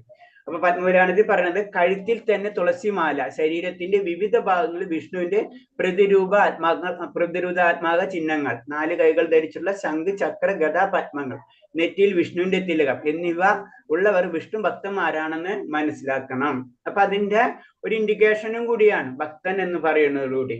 കാരണം എന്ന് വെച്ച് കഴിഞ്ഞാൽ പറഞ്ഞ തുളസിമാല അതേപോലെ തന്നെ എന്താണ് ഭഗവാന്റെ 12 അല്ലെ സ്ഥലങ്ങള് ശരീരത്തിന് നമ്മൾ സ്ഥാപിക്കുകയാണ് ചെയ്യുന്നത്. അതായത് വിഷ്ണു രൂപം, വിഷ്ണു രൂപം നമുക്കറിയാം. വൈകുണ്ഠനാഥന്മാര് 12 വൈകുണ്ഠനാഥന്മാരെ വിളിച്ചിട്ടാണ് നമ്മള് ശരീരത്തിൽ അത് സ്ഥാപിക്കുന്നത്. അതുപോലെ തന്നെ നെറ്റിയിൽ തിലകം അല്ലെ, ഭഗവാന്റെ പാദവും അതുപോലെ തന്നെ തുളസിയും, അതാണ് ആ കൺസെപ്റ്റ്. അപ്പൊ ഇതൊക്കെ അങ്ങനെ വരുമ്പോൾ അതാണ് ഭക്തൻ. അതൊരു ഇൻഡിക്കേഷൻ ആണ്. നമ്മ അറിയാതെ തന്നെ നമ്മൾ പരിശുദ്ധീകരിക്കുകയാണ്. കാരണം ഭഗവാനെ നമ്മളിലേക്ക് കൊണ്ടുവരണം അല്ലെ. നമ്മളെ ശരീരത്തില് ഭഗവാനെ കൊണ്ടുവരാണ് ശരിക്കും ഈ തിലകധാരണയും മാലയിലൂടെ നമ്മൾ ചെയ്യുന്നത്. അതാണ് നമ്മൾ ചെയ്യേണ്ടത്. അതാണ് തുളസിമാലയുടെയും അതുപോലെ തിലകത്തിന്റെ മഹാത്മ്യത്തെ പറ്റി പത്മപുരാണത്തിൽ പറയുന്നത്. അതേപോലെ തന്നെ സ്കന്ദപുരാണം, ഒന്ന് പത്മപുരാണം, ഒന്ന് സ്കന്ദപുരാണം. നമ്മൾ ഈ പത്മപുരാണങ്ങൾ എന്ന് പറഞ്ഞിട്ടുണ്ടെങ്കിൽ മുഴുവനും പുരാണങ്ങളുടെ പേര് തന്നെ നമുക്ക് കേട്ടിട്ടില്ല, അല്ലെ? പത്മപുരാണം, സ്കന്ദപുരാണം. പിന്നെ സ്കന്ദപുരാണത്തിൽ പറഞ്ഞു, അപ്പൊ ശ്രദ്ധിച്ചാലറിയാം എല്ലാ തര പുരാണങ്ങളിൽ എല്ലാ ഉപനിഷത്തുകളിലും ഭഗവാന്റെ റെഫറൻസുകൾ പലയിടത്തും വളരെ ഡീറ്റെയിൽ ആയിട്ട് പറഞ്ഞു പോയിട്ടുണ്ട്. ഭാഗവതം പിന്നെ ഭഗവാനാണെന്ന് വിചാരിക്കാം. പക്ഷെ അതേപോലെ തന്നെ പല പുരാണങ്ങളിലും 90% ഭഗവാന്റെ കാര്യങ്ങൾ തന്നെയായിരിക്കും. സ്പെഷ്യലായിട്ട് തിരിച്ചിട്ടുള്ളൂ. ശിവപുരാണം ആണെങ്കിൽ അല്ലെങ്കിൽ ദേവപുരാണം മാത്രം, അങ്ങനത്തെ ചില പുരാണങ്ങൾ മാത്രമായിരിക്കും ആ ദേവത സങ്കല്പത്തിന് കൂടുതൽ പറഞ്ഞിട്ടുണ്ടാവാം. അപ്പൊ എല്ലാത്തിലും ഇത് തന്നെയാണ് പറയണമെന്നാണ് പറയുന്നത്. അപ്പൊ അൾട്ടിമേറ്റ് എല്ലാതും ഭഗവാനാണ്. സ്കന്ദപുരാണത്തിൽ ഇതേപോലെയുള്ള പരാമർശമുണ്ട്. തിലകമോ ഗോപിചന്ദനമോ അണിഞ്ഞിരിക്കുന്നവരും ശരീരം മുഴുവനും തിരുനാമം എഴുതിയിരിക്കുന്നവരും കഴുത്തിലും മാറിലും തുളസിമാല ധരിച്ചിരിക്കുന്നവരും ഒരിക്കലും യമദൂതന്മാർ ഭയപ്പെടേണ്ടതില്ല. അപ്പൊ അത്രയും ഒരു കൺഫർമേഷൻ നമുക്ക് തരികയാണ് ശരിക്കും ഭഗവാൻ. കാരണം എന്ന് വെച്ച് കഴിഞ്ഞാൽ സ്കന്ദപുരാണത്തിൽ പറയണമെന്ന് വെച്ച് കഴിഞ്ഞാൽ അതുപോലെ തന്നെ തിലകവും ഗോപിചന്ദനവും അണിഞ്ഞിരിക്കുക, ശരീരം മുഴുവൻ തിരുനാമം എഴുതാം. അത് പറഞ്ഞപ്പോഴാണ് തിരുനാമം ശരീരത്തിൽ മുഴുവൻ എഴുതാ എന്ന് പറയുമ്പോ നമ്മള് ഛത്തീസ്ഗഡിൽ ഒരു ട്രൈബ്സ് ഉണ്ട്, അതായത് ഇതുണ്ട്, അവര് ശരീരത്തിൽ മുഴുവനും പച്ച കുത്തി വെച്ചിരിക്കുന്നത് റാം റാം റാം റാം റാം റാം എന്നാ. നമ്മൾ വല്ലപ്പോഴും നിങ്ങൾ വല്ല ഇതിൽ കണ്ടിട്ടുണ്ടാവും. കാരണം ശരീരത്തിൽ മുഴുവനും റാം റാം എന്ന് എഴുതിയിരിക്കാം. അല്ലെങ്കിൽ അപ്പൊ അതാണ് പറഞ്ഞ അങ്ങനെ ചെയ്യുന്ന പറയുന്ന അങ്ങനത്തെ വിഭാഗം തന്നെയുണ്ട് ഇന്ത്യയിൽ. അപ്പൊ അത് എത്രയും ഉള്ളിലേക്ക്, അതായത് സാധാരണ രീതിയിൽ പറയുന്നത് എന്താണ്, ആദിവാസികൾ എന്ന് പറയുമ്പോ ഒന്നുമില്ല, ഒന്നും അറിയാത്തവരാണെന്ന് പറയുന്നത്. പക്ഷെ അവിടെയും ഭഗവാന്റെ നാമം എത്തിയിട്ട് അവരതിനോട് ഹൃദയത്തിൽ വെച്ചിട്ട് രാം റാം എന്ന് എഴുതിയിട്ടുള്ള കാര്യങ്ങൾ. അല്ലെങ്കിൽ നമ്മൾ പറയണാണ് അങ്ങനെ എഴുതി ശരീരം മുഴുവനും തിരുനാമം എഴുതിയിരിക്കുന്നവരും കഴുത്തിൽ മാറിലും തുളസിമാല ധരിച്ചിന് ഒരിക്കലും യമദൂതന്മാരെ ഭയപ്പെടേണ്ടതില്ല. അത്ര ഇമ്പോർട്ടൻസ് ആണ് തിലകത്തിനും അതുപോലെ തന്നെ തുളസിമാലയ്ക്ക് എന്ന് പറയുന്നത്. അതേപോലെ നമ്മൾ പിന്നെ ചെയ്യേണ്ടതാണ് പൂമാലകൾ സ്വീകരിക്കുക. വിഗ്രഹത്തിൽ ചാർത്തിയ പൂമാലകൾ ധരിക്കാനാണ് മറ്റൊരു നിർദ്ദേശം. നമ്മൾ ഇസ്കോൺ ക്ഷേത്രത്തിലൊക്കെ പോയി കഴിഞ്ഞാൽ ശ്രദ്ധിക്കുക, അല്ലെങ്കിൽ നമ്മൾ വേറെ ക്ഷേത്രത്തിലും പോയി കഴിഞ്ഞാൽ മാല ധരിക്കുക അല്ലെ, ഭഗവാൻ പൂജിച്ചിട്ടുള്ള മാലകൾ നമുക്ക് പ്രസാദം എന്ന രീതിയിൽ നമുക്ക് ലഭിക്കും. അതൊക്കെ ചെയ്യേണ്ടത്. അപ്പൊ അതിനൊരു ഉദാഹരണം പറയണം, ഭാഗവതത്തിലാണ് പറഞ്ഞു തരുന്നത്. ഭാഗവതത്തിൽ ഉദ്ധവരോട് പറയണാണ്. 11ാം സ്കന്ധത്തില് 6ാം അധ്യായത്തിൽ 46ാം ശ്ലോകത്തില് കൃഷ്ണൻ പറയണാണ്, ഉദ്ധവർ പറയണാണ്, കൃഷ്ണ പൂക്കൾ, പൂമാലകൾ, വിശുദ്ധ വസ്തുക്കൾ, വസ്ത്രങ്ങൾ, ആഭരണങ്ങൾ എന്നിങ്ങനെ അവിടെ നിന്ന് ഉപയോഗിച്ചതും ആസ്വദിച്ച എല്ലാ സാധനവും ഞാൻ എടുത്തിട്ടുണ്ട്. അങ്ങനെയുള്ള ഉച്ചിഷ്ടം ഞാൻ ഭുജിക്കുന്നു. അപ്പൊ ഒരു ഭക്തൻ എന്താ ചെയ്യേണ്ടത്? ഭഗവാൻ ഉപയോഗിച്ചിട്ടുള്ള എല്ലാ വസ്തുക്കളും നമ്മൾ ഉപയോഗിക്കണം. അത് അതീന്ദ്ര അവസ്ഥയിലേക്ക് അത് പോയി. അതാണ് നമ്മൾ പൂക്കളായാലും പൂമാലകളായാലും ഭഗവാൻ ഉപയോഗിച്ചിട്ടുള്ള എല്ലാ ആഭരണങ്ങളും ആ വസ്ത്രങ്ങൾ എന്ത് തന്നെയായാലും അത് ദിവ്യത്വം ലഭിച്ചിട്ടുള്ളതായിരിക്കും. അത് നമ്മൾ ഭുജിക്കാൻ പറ്റണം, ഭുജിക്കുക. അല്ലെങ്കിൽ നമ്മൾ അത് ഭുജിക്കുക എന്നുള്ള ഉദ്ദേശിക്കുന്നത് അത് മുഴുവനും നമ്മൾ സ്വീകരിക്കണം. അത് മാല ഉണ്ടെങ്കിൽ മാല കഴുത്തിലിടുക, സ്ത്രീകളുണ്ടെങ്കിൽ മുടി ചൂട്, ഇതൊക്കെ അതിന്റെ പാർട്ടാണ്. നമ്മൾ അറിയാണ്ട് ഇതൊക്കെ നമ്മൾ ഇൻഡയറക്റ്റ് ആയിട്ട് ചെയ്തു പോണാണ് അല്ലെ. പുരുഷന്മാരാണെങ്കിൽ അത് സാധാരണ ചെവിന്റെ അവിടെ ഒക്കെ എടുത്തേക്കണം. പൂക്കളായാലും അതിൽ സ്മെല്ല് ചെയ്യാം നമ്മൾ പൂവ് എടുത്തിട്ട്. അങ്ങനെ എല്ലാ കാര്യങ്ങളും അതിനോട് ബന്ധപ്പെട്ടിട്ടുണ്ട്. അത് നമ്മൾ ഉപയോഗിച്ചിരിക്കണം. വൈഷ്ണവ തത്വങ്ങൾ മുഴുവനും അതേപടി സ്വീകരിക്കാൻ കഴിഞ്ഞില്ലെങ്കിൽ കൂടി കൃഷ്ണന് സമർപ്പിച്ച ഭക്ഷ്യവസ്തുക്കൾ കൃഷ്ണപ്രസാദമായി കഴിക്കുന്നവൻ ക്രമേണ വൈഷ്ണവന്റെ വിധാനത്തിലേക്ക് ഉയർത്തപ്പെടും. അതിന് പറഞ്ഞത് ഞാൻ പറഞ്ഞതുപോലെ തന്നെ നമ്മൾ ഭഗവാന് അറ്റ്ലീസ്റ്റ് എന്തെങ്കിലും ഫ്രൂട്ട്സുകൾ അതെങ്കിലും നമ്മൾ ഭഗവാന് നമ്മൾ ഓഫർ ചെയ്യുമ്പോൾ ശ്രദ്ധിക്കണം. ഞാൻ പറഞ്ഞിട്ടുണ്ട്, ഭഗവാൻ എല്ലാവരും സ്പെഷ്യൽ ആയിരിക്കണം. പാത്രങ്ങളും നമ്മൾ പാത്രങ്ങൾ ഉപയോഗിച്ചിട്ട് ഭഗവാന് ചെയ്യരുത്. ഉപയോഗിക്കണം കത്തി, അതൊക്കെ വളരെയധികം ശ്രദ്ധിക്കണം. കട്ട് ചെയ്യാൻ ഉപയോഗിക്കുന്ന കത്തികൾ അത് ഭഗവാന് മാത്രം മാറ്റി വെച്ചിട്ടുള്ളതായിരിക്കണം. കാരണം എന്താ വെച്ചാൽ ആ കത്തി ഉപയോഗിച്ച് പല കാര്യങ്ങളും പല രീതിയിൽ നമ്മൾ ഉപയോഗിക്കുന്നതായിരിക്കും. അപ്പൊ ജനറൽ ആയിട്ട് വിട്ടുപോണ കാര്യങ്ങളാണ് അതൊക്കെ. ആ കത്തി, അതുപോലെ തന്നെ ആ പാത്രം നമ്മൾ ഉപയോഗിക്കുന്ന, ഈവൻ നമ്മൾ കൂടുതൽ വരുമ്പോ നമ്മൾ പറയും ഈവൻ സിങ്ക് അടക്കം വ്യത്യസ്തമായിരിക്കും. അങ്ങനെയാണ് അതിന്റെ പേര്. നമ്മുടെ ക്ഷേത്രങ്ങൾ പോലെ തന്നെ നമ്മുടെ പൂജ റൂമിനെ കൺസിഡർ ചെയ്യണം. അപ്പൊ അത്രയെങ്കിലും പോയിട്ടില്ല, അത് നമുക്ക് മുഴുവൻ അത് പ്രാക്ടിക്കലാക്കാൻ പറ്റിയില്ലെങ്കിൽ നമ്മൾ എന്താ ചെയ്യേണ്ടത്? അറ്റ്ലീസ്റ്റ് ആ ഫലം ഫ്രൂട്ട്സ് എങ്കിലും ബാക്കിയൊക്കെ കാര്യങ്ങൾ നമ്മൾ ചെയ്യണം. വിളക്കെത്തിക്കുക, ചന്ദനത്തിന് ധൂപം കാണിക്കുക, അതൊക്കെ നോർമൽ കാര്യങ്ങളാണ്.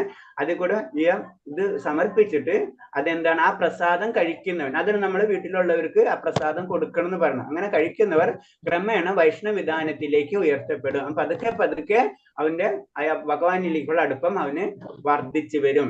സ്കന്ദപുരാണത്തിൽ ബ്രഹ്മാവ് നാരദനോട് പറയുന്നു. അപ്പൊ നമ്മള് 2 പുരാണമാണ് പറഞ്ഞതില്ല. ഒന്ന് ഏതൊക്കെ പുരാണം ഒന്ന് ടച്ച് ചെയ്ത് നമ്മള്, ഒന്ന് സ്കന്ദപുരാണവും പിന്നെ അതിനു മുന്നത്തേതെന്ന് പറഞ്ഞത് പത്മപുരാണം അല്ലെ. പത്മപുരാണം, സ്കന്ദപുരാണം അല്ലെ. വീണ്ടും സ്കന്ദപുരാണത്തിലെ പോയിന്റ്, പിന്നെ ഭാഗവതത്തിന്റെ പോയിന്റ് പറയുന്നുണ്ട്. പിന്നെ സ്കന്ദപുരാണത്തിൽ ഇപ്പൊ വീണ്ടും പറയുന്നതാണ്, സ്കന്ദപുരാണത്തിൽ ബ്രഹ്മാവ് നാരദനോട് പറയുന്നു, നേരത്തെ കൃഷ്ണൻ അണിഞ്ഞിരിക്കുന്ന പൂമാല കഴുത്തിൽ അണിയുന്നവൻ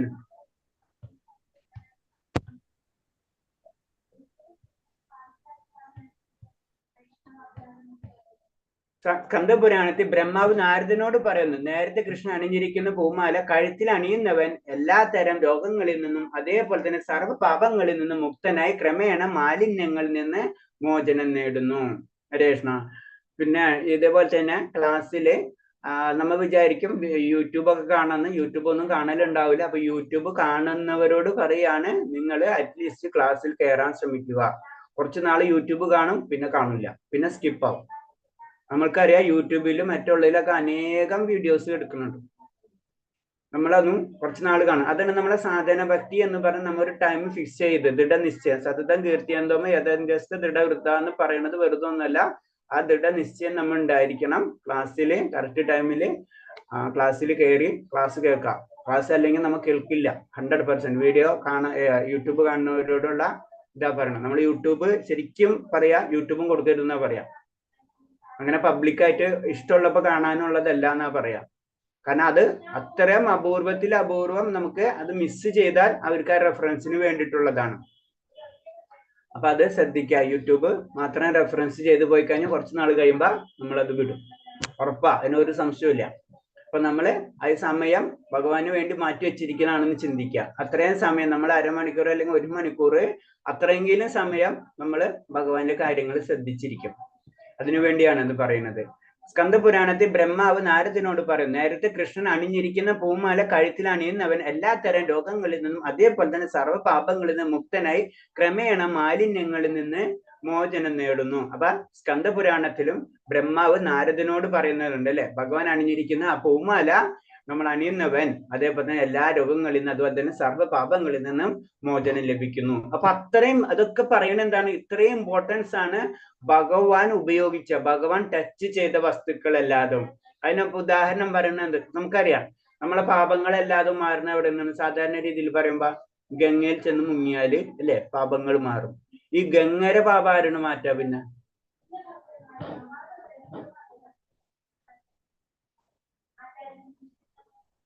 ഈ ഗംഗ എവിടെന്നാ വരുന്നത്?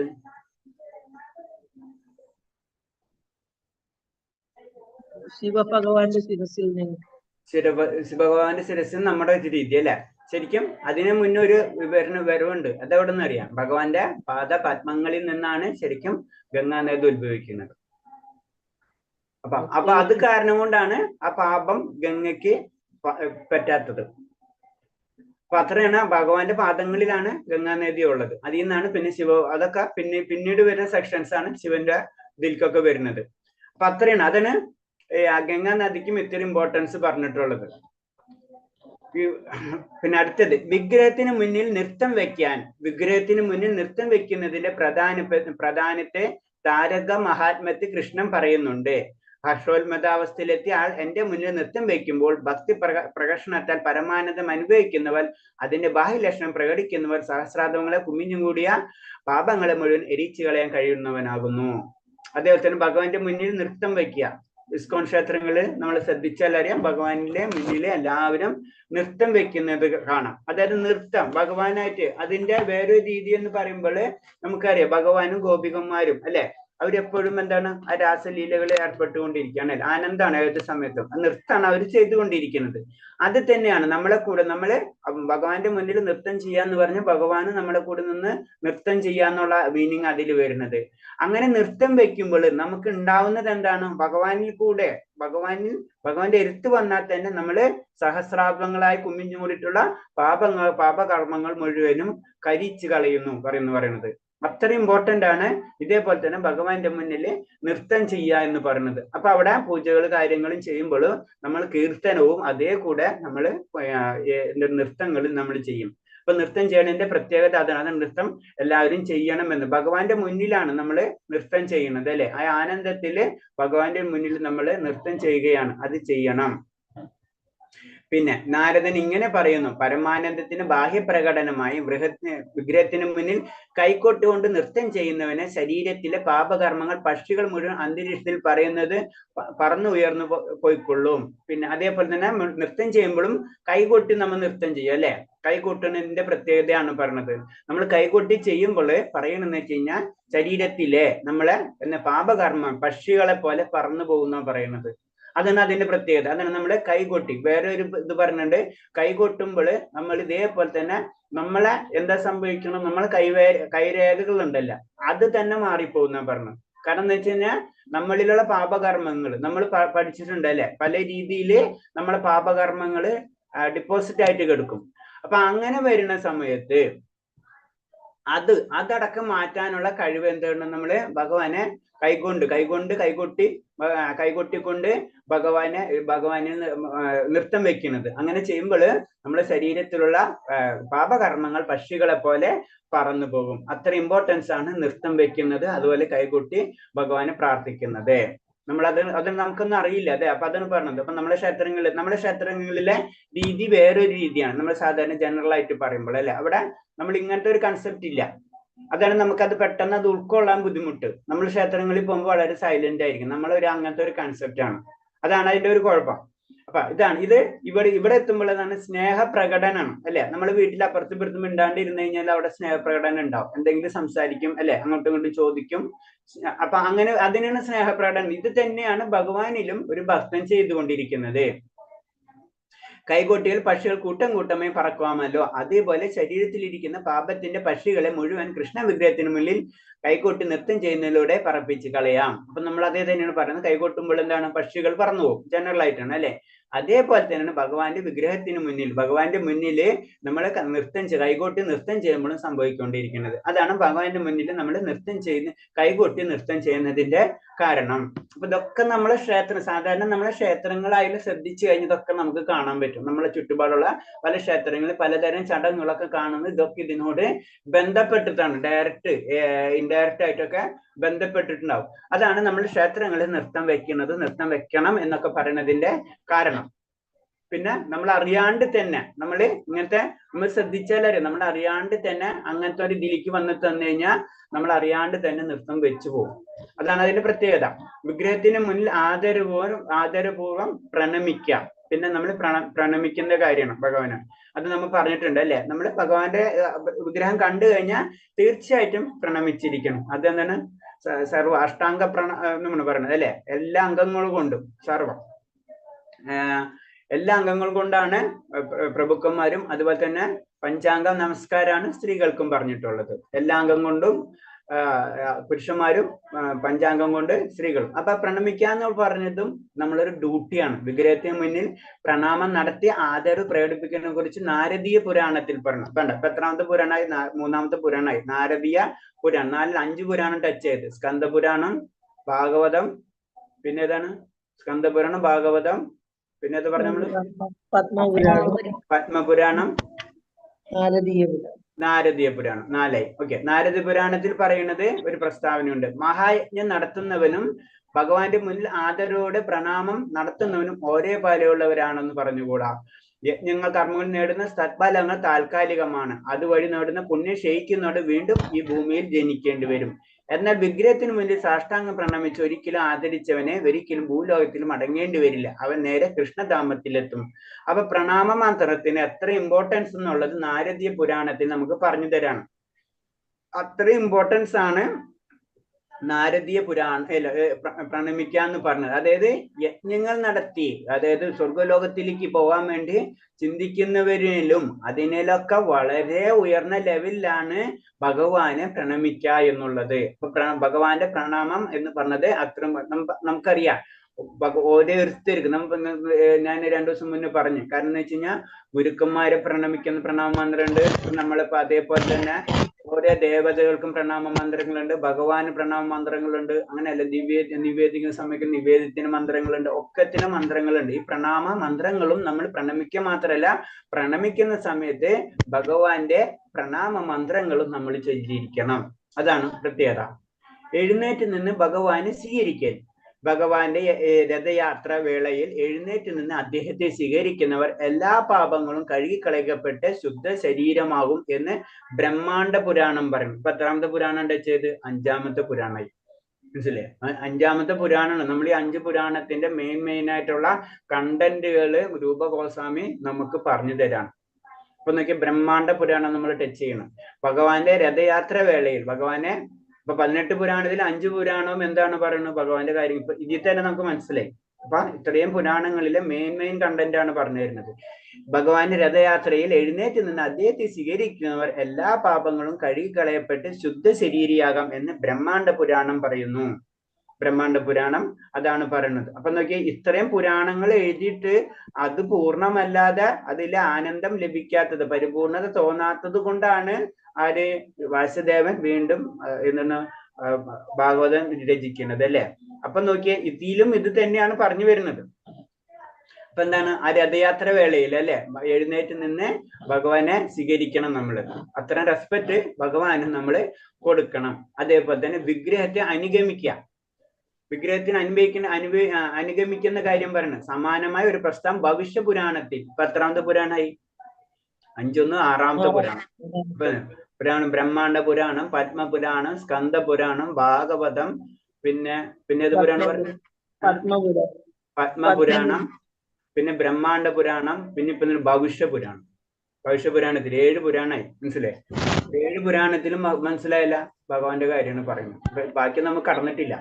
സമാനമായ ഒരു പ്രസ്ഥാനം ഭവിഷ്യ പുരാണത്തിലുണ്ട്. ഹീനകുലത്തിൽ ജനിച്ചവനായാലും ഒരുവൻ ഭഗവാന്റെ രഥയാത്രയെ എഴുന്നള്ളിപ്പിൽ തന്റെ മുന്നിലോ പിന്നിലോ അതേ കൂടെ അനുയാത്ര ചെയ്താൽ അയാൾക്ക് വിഷ്ണുവിന്റെ സർവ്വ ഐശ്വര്യ സമൃദ്ധിയും ലഭിക്കും.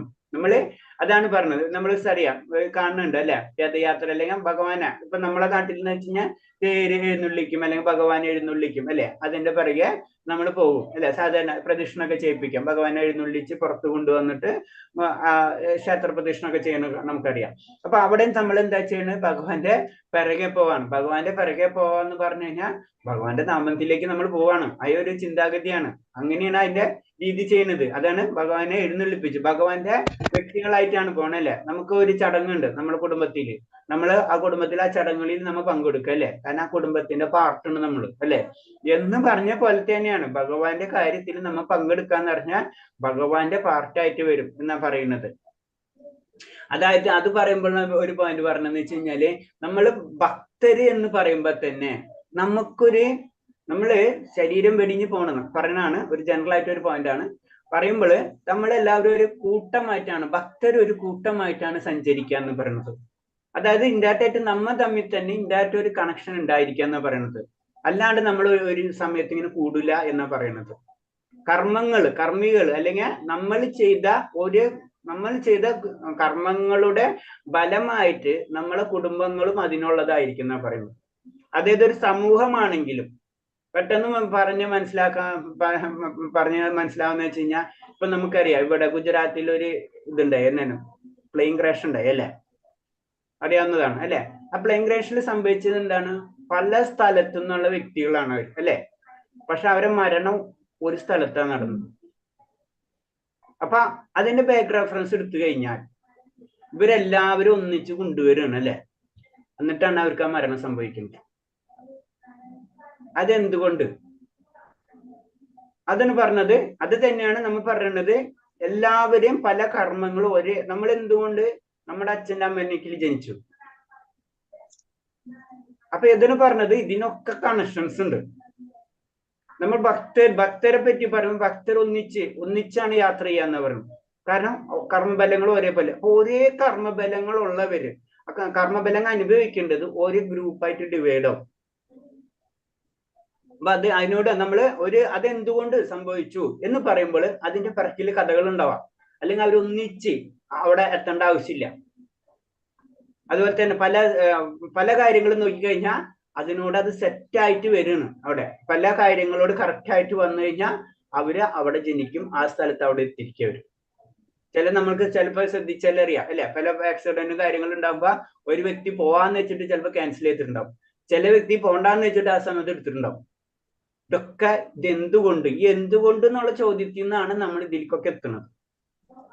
അപ്പൊ അത് വന്നപ്പോ പറഞ്ഞാണ്. അപ്പൊ ഭഗവാന്റെ എന്താ പറയണത്? ആ ഭഗവാന്റെ പിറകെ പോയി കഴിഞ്ഞാൽ നമ്മളും പിറകെ പോകും. അതാണ് ഇത് മനസ്സിലാക്കേണ്ടത്. ഭഗവാന്റെ പിറകിലാണ് ഭഗവാന്റെ ധാമത്തിലേക്കാണ് നമ്മൾ അതോടുകൂടി പോയിക്കൊണ്ടിരിക്കുന്നത്. കാരണം ഭഗവാൻ ഫ്രണ്ടിലാണ്, അപ്പൊ നമ്മ പിന്നെ ബാക്കിലേക്ക് തീരേണ്ട ആവശ്യമില്ല. ആണ് വളരെ ഇമ്പോർട്ടൻസ് നമ്മൾ അതിനും കൊടുക്കണം എന്ന് പറഞ്ഞത്. അതിന്റെ മുന്നിൽ പിന്നിൽ അതേകൂടെ അനുയാത്ര ചെയ്താൽ അയാൾക്ക് വിഷ്ണുവിന്റെ സർവ്വ സമൃദ്ധികളെയും ഭവിഷ്യ പുരാണത്തിൽ പറയുന്ന കാര്യമാണത്. പിന്നെ വിഷ്ണു ക്ഷേത്രമോ തീർത്ഥാടന കേന്ദ്രമോ സന്ദർശിക്കൽ. വൃന്ദാവനം, മധുര, ധാരക തുടങ്ങിയ തീർത്ഥാടന കേന്ദ്രങ്ങൾ സന്ദർശിക്കാൻ വാഷ്ടപ്പെട്ടവരാണ്. ബൗദ്ധ അസ്തിത്വത്തിന്റെ മരുപ്രദേശങ്ങൾ താങ്ങാൻ ഇത്തരം യാത്ര സഹായിക്കുന്നു എന്ന് പുരാണങ്ങൾ പറയുന്നു. പല പുരാണങ്ങളിലും ഇതേപോലെ തന്നെ ക്ഷേത്രങ്ങൾ സന്ദർശിക്കുക, തീർത്ഥാടനങ്ങൾ, തീർത്ഥം എന്ന് പറഞ്ഞു കഴിഞ്ഞാൽ ജലം അല്ലെ, തീർത്ഥം എന്ന് പറയുമ്പോ അപ്പൊ ജലം, അതായത് നമുക്കറിയാം ഗംഗ, യമുന അങ്ങനത്തെ ഉള്ള പല സ്ഥലങ്ങളും തീർത്ഥ സ്ഥലങ്ങളാണ് പറഞ്ഞത് അല്ലെ. വെള്ളം അതും തീർത്ഥം എന്ന് പറഞ്ഞാൽ വെള്ളം, അങ്ങനെ നമ്മൾ ഉദ്ദേശിക്കുന്നുണ്ട്. അതുപോലെ തന്നെ ക്ഷേത്രങ്ങൾ, മഹാക്ഷേത്രങ്ങൾ, അതൊക്കെ നമ്മൾ സന്ദർശിച്ചിരിക്കുക. അതൊക്കെ എന്ന് പറയുന്നത് അതൊക്കെ എന്താണ്, നമ്മളെ ബൗദ്ധ അസ്തിത്വത്തിന്റെ മരുപ്രദേശങ്ങൾ താങ്ങാൻ. കാരണം നമ്മൾ പല കാര്യങ്ങളും താണ്ടിയാണ് നമ്മൾ പോകുന്നത്. ഈ ക്ഷേത്രങ്ങൾ പറഞ്ഞപ്പോഴാണ് ഇതേപോലെ തന്നെ നമുക്കറിയാം, ഇപ്പോൾ തന്നെ കൈലാസം, അതേപോലെ തന്നെ പല സ്ഥലങ്ങളും അവിടെ സന്ദർശിച്ചാലും ഇപ്പോഴും നമ്മൾ അങ്ങനത്തെ യോഗികളെ കാണാൻ പറ്റും. നമുക്ക് ഇമേജ് ചെയ്യാൻ പറ്റാത്ത പവറുള്ള യോഗികളൊക്കെ നമുക്ക് കാണാൻ പറ്റും. കാരണം എന്ന് വെച്ച് കഴിഞ്ഞാൽ അവരെന്താണ്, അവര് ആ സ്ഥലം അങ്ങനെ അതൊക്കെ നമ്മൾ പഠിച്ചു കഴിഞ്ഞാൽ ആ സ്ഥലം അതിനു വേണ്ടിയാണ് അവര് തെരഞ്ഞെടുക്കുന്നതും. കാരണം പിന്നെ അവര് ആത്മീയമായിട്ടുള്ള കാര്യങ്ങളിൽ മുന്നേറിക്കൊണ്ടിരിക്കുകയാണ് ചെയ്യുന്നത്. ഹരിഭക്തി സുധോദയം പറയുന്നു, കൃഷ്ണബോധത്തിൽ ഭക്തിയുദ്ധ സേവനത്തെ ഉത്തേജിതരായി വിഷ്ണു ക്ഷേത്രത്തിൽ പ്രതിഷ്ഠാമൂർത്തിയെ ദർശിക്കാൻ പോകുന്നവർക്ക് പിന്നീട് ഒരിക്കലും അമ്മയുടെ ഗർഭഭാഗമെന്ന കാരാഗ്രഹവാസം അനുഷ്ഠിക്കേണ്ടി വരില്ല. ഹരിഭക്തി സുധോദയം, അതായത് സനാതന ഗോസ്വാമി രചിച്ചിട്ടുള്ളതാണ് ഹരിഭക്തി സുധോദയം. അപ്പൊ അത് ഇതേപോലെ തന്നെ പലയിടത്തുനിന്ന് എടുത്തിട്ടുള്ള പോയിന്റ്സ് തന്നെയാണ് അത്. അപ്പൊ എന്താണ് അതില് പറയണെന്ന് വെച്ച് കഴിഞ്ഞാൽ എന്താണ്, നമ്മുടെ എന്താണ് ഗർഭാവസ്ഥ, നമ്മയുടെ ഗർഭാവസ്ഥ എന്ന് പറയുമ്പോൾ എന്താണ് കാരാഗ്രഹത്തേക്ക് എടുക്കുന്ന പോലെയാണ്. നമ്മൾ വിചാരിക്കും നമ്മൾ അങ്ങനെയല്ല, അവർ വളരെ സിമ്പിൾ ആയിട്ട് നമ്മൾ അമ്മ എന്തെങ്കിലും കഴിച്ചു കഴിഞ്ഞാൽ കുട്ടിക്ക് ബുദ്ധിമുട്ടാവും അല്ലെ. അപ്പൊ എന്താണ്, കുട്ടിക്കൊന്നും ചെയ്യാനും പറ്റുന്നില്ല. അപ്പൊ എന്താണ്, അതിങ്ങനെ കിടന്ന് പെടയും അല്ലെ.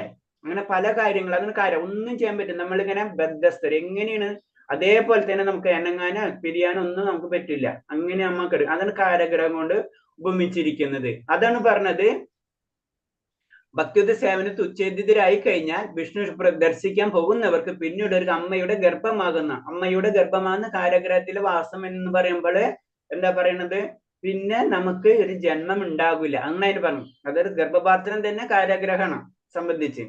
അവിടുന്ന് പുറത്ത് വന്നു കഴിഞ്ഞു കഴിഞ്ഞാൽ ശരിക്കും ആ സമയത്ത് പറയുന്നത് വെച്ച് കഴിഞ്ഞാൽ ഭഗവാനോട് പ്രാർത്ഥിക്കുകയാണ് ആത്മാവ് ആ സമയത്തും. കാരണം എന്ന് വെച്ച് കഴിഞ്ഞാൽ എനിക്ക് ഇവിടുന്ന് പുറത്ത് വന്നു കഴിഞ്ഞാൽ ഞാൻ സദാസമയം അങ്ങയുടെ പാദങ്ങൾ അർപ്പിച്ചോളാം എന്ന് പറയുന്ന ഒരു പ്രാർത്ഥന പോലെ ഉണ്ടെന്നാ പറയുന്നത്.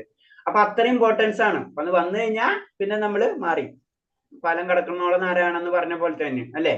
അപ്പൊ ഇതാണ് സംഭവം. അപ്പൊ അവിടെ നിന്ന് കാരാഗ്രഹം വാസം അനുഷ്ഠിക്കേണ്ടി വരില്ല എന്ന് പറയുന്നത്. ഇത് ഭഗവാനിലെ ഭക്തിയുദ്ധ സേവനങ്ങൾ ചെയ്തു കഴിഞ്ഞാൽ നമുക്ക് ജനന മരണ ചക്രങ്ങളിൽ നിന്ന് നമുക്ക് മാറാൻ കഴിയും. പെറ്റു വീഴുന്ന നിമിഷത്തിൽ തന്നെ ഗർഭപാത്രത്തിൽ ജീവിതകാലം പ്രയാസം മുഴുവൻ ബദ്ധാത്മാക്കൾ മറന്നു പോകുന്നു. അതേവരെ നമ്മൾ ഭഗവാനെ പ്രാർത്ഥിക്കുക എന്ന് പറയുന്നത്. കാരണം ഈ ദുരിതത്തിൽ നിന്ന് രക്ഷിക്കുന്നത്. പക്ഷെ എന്താണ്, പ്രസവം കഴിയുന്നതോടുകൂടി ഇതൊക്കെ നമ്മൾ മറന്നുപോകും. പിന്നെ വേറൊരു ലോകമായി നമ്മൾ. ഏതൊരു വേദനാകരവും ഭീകാരവുമായ അനുഭവമാണിത്. അപ്പൊ എന്താണ് ഈ ഗർഭപാത്രം എന്ന് പറയുമ്പോ അത്രയും വേദനാകരവും ഭീകരവുമാണെന്നാണ് പറയുന്നത്. ഈ ഭൗതികാവശ്യത്തിന് രക്ഷ നേടാൻ കൃഷ്ണബോധത്തോട് വിഷ്ണു ക്ഷേത്രം സന്ദർശിക്കാനാണ് ഉപദേശം. അപ്പൊ എന്താണ്, ഈ ഭൗതികാവസ്ഥ ബദ്ധാവസ്ഥയിൽ നിന്ന് നമ്മൾ രക്ഷ നേടാൻ കൃഷ്ണബോധം അല്ലെങ്കിൽ കൃഷ്ണക്ഷേത്രം നമ്മൾ സന്ദർശിച്ചിരിക്കണം. ഭൗതിക ജന്മം എന്ന കപടാവസ്ഥയിൽ നിന്ന് വളരെ വേഗം രക്ഷ പ്രാപിക്കാൻ അത് ഏകമാർഗം. ഈ കപടാവസ്ഥയാണ്. ഇവിടെ ഒന്നുമില്ല. ഇവിടെ സത്യം അസത്യം മായ അതൊക്കെ കിടക്കുന്ന കാര്യങ്ങളാണ്. ഇവിടെ ഒന്നുമില്ല. ഇവിടെ നമുക്ക് തോന്നൽ മാത്രമാണ്. ഒരു പ്രദേശം പോലെ ഒരു തോന്നൽ മാത്രമാണ് ഈ സംഭവത്തിൽ ഇവിടെ നടക്കുന്നത്. അത് സന്തോഷം കിട്ടും എന്ന് തോന്നുന്നു. അതാണ് നമുക്ക് ഇവിടെ സന്തോഷം കിട്ടാത്തത്. ഒരു സാധനം കിട്ടുമെന്ന് ഉപയോഗിച്ചു കഴിഞ്ഞാൽ പിന്നെ കഴിഞ്ഞില്ലേ. പക്ഷെ അത് പറ്റാത്തതിന്റെ കാരണം അത് ഇവിടെ ഇല്ല. അതാണ് ഏകമാർഗം. പിന്നെ അടുത്തത് വിഷ്ണു ക്ഷേത്രത്തിൽ പ്രദക്ഷിണം വയ്ക്കൽ. നമ്മൾ പ്രദക്ഷിണം വയ്ക്കുക അല്ലെ ക്ഷേത്രങ്ങളിൽ മുഴുവനും. അതിന്റെ കാര്യം പറയണം. എന്താണ് വിഷ്ണു ക്ഷേത്രത്തിൽ പ്രദക്ഷിണം വെച്ചാലുള്ള ഗുണം എന്നാ പറഞ്ഞു. വിഷ്ണു വിഗ്രഹത്തെ പ്രദക്ഷിണം വെക്കുന്നയാളിനെ ജനന മരണ ചക്രങ്ങളുടെ പുനരാവർത്ത രൂപമായ പ്രദക്ഷിണ സഞ്ചാരം ഒഴിവാക്കാനായി കഴിയും. നമ്മള് പ്രദക്ഷിണം വെച്ചുകൊണ്ടേയിരുന്നാൽ നമുക്ക് ജനന മരണ ചക്രം അല്ലെ, അതെന്താണ്, അതിങ്ങനെ കറക്കം തന്നെയാണ് അല്ലെ. ഈ കറക്കം നമ്മൾ ഇവിടെ തീർക്കാണ് ചുരുക്കി പറഞ്ഞു കഴിഞ്ഞാൽ. ഏത് ഭഗവാനെ പ്രദക്ഷിണം വെക്കുന്നതോടുകൂടി നമ്മുടെ ജനന മരണ ചക്രങ്ങൾ നമ്മൾ തീർക്കാണ് ചെയ്യുന്നത്. അതാണ് പറഞ്ഞത്. ആ പ്രദക്ഷിണ സഞ്ചാരം ഒഴിവാക്കാനാകും എന്ന് ഹരിഭക്തി സുധോദയത്തിൽ പറയുന്നു. ഭൗതികാസ്തിത്വം ഏതുവാകാൻ ജനന മരണങ്ങളുടെ പുനരാവർത്തന ചുറ്റാൻ സഞ്ചാരം നടത്തുന്നു. ഇതിന് പരിഹാരമാണ് ക്ഷേത്ര വിഗ്രഹത്തിന് വലം വെക്കൽ. അപ്പൊ എന്താണ് പ്രദക്ഷിണം വെക്കുക എന്ന് പറഞ്ഞു കഴിഞ്ഞാല്, ഭഗവാനെ പ്രദക്ഷിണം വെച്ച് കഴിഞ്ഞാൽ നമ്മളുടെ പ്രദക്ഷിണം കുറയ്ക്കാൻ പറ്റും. നമുക്ക് പിന്നെ ജീവിതത്തിൽ കിടന്ന് ഇങ്ങനെ പ്രദക്ഷിണം വെക്കേണ്ട ആവശ്യം വരില്ല എന്നാണ്. അതാണ് വിഷ്ണു ക്ഷേത്രത്തിൽ പ്രദക്ഷിണം നമ്മൾ വെക്കണം എന്ന് പറഞ്ഞത്. ശ്രാവണ മാസത്തിൽ തുടക്കം കൃഷ്ണബോധം പ്രചരിപ്പിങ്ങനെ ഊരിച്ചിട്ട് സഞ്ചരിക്കുക പതിവായിട്ടുള്ള പുണ്യാത്മക ഈ 4 മാസക്കാലം ചതുർമാസ വ്രതം എന്ന് പറഞ്ഞതാണ്. സാധാരണ ഏതെങ്കിലും പുണ്യഭൂമിയിൽ താമസിക്കും. ചതുർമാസ വ്രതത്തിനെ പറ്റി 4 മാസം വ്രതം ഉണ്ട് സാധാരണ രീതിയിൽ, ജനറൽ ആയിട്ട് എടുക്കാം. പുണ്യാത്മാക്കൾ, പ്രത്യേകിച്ച് ആത്മാക്കൾ, അവര് ആ 4 മാസത്തെ വ്രതം അവരെടുത്തിരിക്കും. അപ്പൊ ആ സമയത്തും അവര് ഊരി ചുറ്റുകയാണ് ചെയ്യുന്നത്. അപ്പൊ ഊരി ചുറ്റുമ്പോൾ നമുക്ക് പിന്നെ ജീവിതം നമുക്ക് ചുറ്റേണ്ടി വരില്ല. അതാണ് അതിന്റെ ഒരു ചുരുക്കി പറയുന്നത്. അങ്ങനെ പുണ്യമാക്കും ഈ 4 മാസം എവിടെയെങ്കിലും സാധാരണ ഏതെങ്കിലും പുണ്യഭൂമിയിൽ താമസിക്കുന്നു. 4 മാസ വ്രതത്തിനെ പറ്റിയാണ് പറയുന്നത്. അത് ശ്രാവണ മാസത്തിലാണ് തുടക്കം പറയാം. ഏതെങ്കിലും പുണ്യഭൂമിയിൽ താമസിക്കും. ഈ കാലയളവ് അനുഷ്ഠിക്കുന്ന ചില സവിശേഷത കർമ്മ പരിപാടികളുണ്ട്. ഈ കാലയളവ് ദിവസവും 4 തവണയെങ്കിലും വിഷ്ണു ക്ഷേത്ര പ്രദക്ഷിണം വെച്ചാൽ അത് പ്രപഞ്ചം മുഴുവൻ സഞ്ചരിച്ചതിന് തുല്യമായി കണക്കാക്കുന്നുവെന്ന് സ്കന്ദ പുരാണത്തിൽ പറയുന്നു. ഈ സമയത്ത് എന്താണ് വിഷ്ണു ക്ഷേത്രം പ്രദക്ഷിണം വെച്ച് കഴിഞ്ഞാൽ പ്രപഞ്ചം മുഴുവൻ സഞ്ചരിക്കും. പിന്നെ നമുക്ക് ഇനി സഞ്ചരിക്കേണ്ട ആവശ്യം വരില്ല. നമുക്ക് സഞ്ചാരം നമ്മൾ നിലനിർത്തുന്നത് സ്റ്റോപ്പ് ചെയ്യാനാണ് നമ്മൾ ഉദ്ദേശിക്കുന്നത്. അത് കാരണം കൊണ്ട് എല്ലാ പരിപാടികളും, അതാണ് വേറെ രീതി പറയുന്നത്, നമുക്കുള്ള കർമ്മങ്ങളൊക്കെ മുഴുവൻ ഇവിടെ തീർത്തിട്ട് പോകണം. നമ്മുടെ ആഗ്രഹങ്ങൾ ഇവിടെ തീർക്കണം. നമുക്ക് എന്തെങ്കിലും ആഗ്രഹം നമ്മൾ ഉള്ളിൽ വെച്ചിട്ടുണ്ടെങ്കിൽ ആ ആഗ്രഹം പൂർത്തീകരിക്കാൻ വേണ്ടി നമ്മൾ വീണ്ടും ഇങ്ങോട്ട് വരും. അപ്പൊ ഇതൊക്കെ തീർത്ത് കളയണം നമ്മള്. അതാണ് വേറെ രീതി ചിന്തിച്ചു കഴിഞ്ഞാൽ. അപ്പൊ അത് തീർക്കുന്നത് ഭഗവാനിൽ കൂടി നമ്മൾ തീർക്കുകയാണ് ഇതെല്ലാതും. അതാണ് പറയുന്നത്, ഈ പ്രപഞ്ചം മുഴുവനും സഞ്ചരിച്ച് തുല്യമായി കണക്കാക്കുമെന്ന് സ്കന്ദ പുരാണം പറയുന്നു. പിന്നെ നമുക്ക് ഇനി പ്രപഞ്ചത്തിൽ നമുക്ക് സഞ്ചരിക്കൊന്നും വേണ്ട. ഈ പ്രദക്ഷിണം വഴി ഒരുവൻ ഗംഗാ നദി ഒഴുകുന്ന നാട്ടിലെ പുണ്യ സന്ദേശം മുഴുവനും സന്ദർശിച്ചവനായി കണക്കാക്കപ്പെടുന്നു. ചതുർമാസ അനുഷ്ഠാനത്തിന്റെ ഫലം ഒരുവൻ ഭക്തി സേവനത്തിന്റെ വിധാനത്തിൽ അതിവേഗം ഉയർത്തപ്പെടുന്നു. എന്താണ് ചതുർമാസത്തിലെ വ്രതങ്ങളെ നമ്മളെ വീണ്ടും എന്താണ് ഭക്തി സേവനത്തിലേക്ക് നമ്മളെ ഉയർത്തപ്പെടും. ചതുർമാസം വ്രതം കഴിഞ്ഞിട്ട് പിന്നെ വരുന്നതാണ് കാർത്തിക മാസം. അപ്പൊ അത് കഴിഞ്ഞു. അപ്പൊ അങ്ങനെ ഭക്തിയിലേക്ക് ഒരു തരത്തിൽ പറഞ്ഞത് നമുക്കറിയാം പല വ്രതം എന്ന് പറയുമ്പോൾ തന്നെ അത് ഭക്തിയിലേക്കുള്ള മാർഗങ്ങളാണ്. ഏകാദശി വ്രതമായി, അല്ലെങ്കിൽ പിന്നെ ഒരു പ്രത്യേകിച്ച് ജന്മാഷ്ടമി, അല്ലെങ്കിൽ ഇതുപോലെ തന്നെ നെക്സ്റ്റ്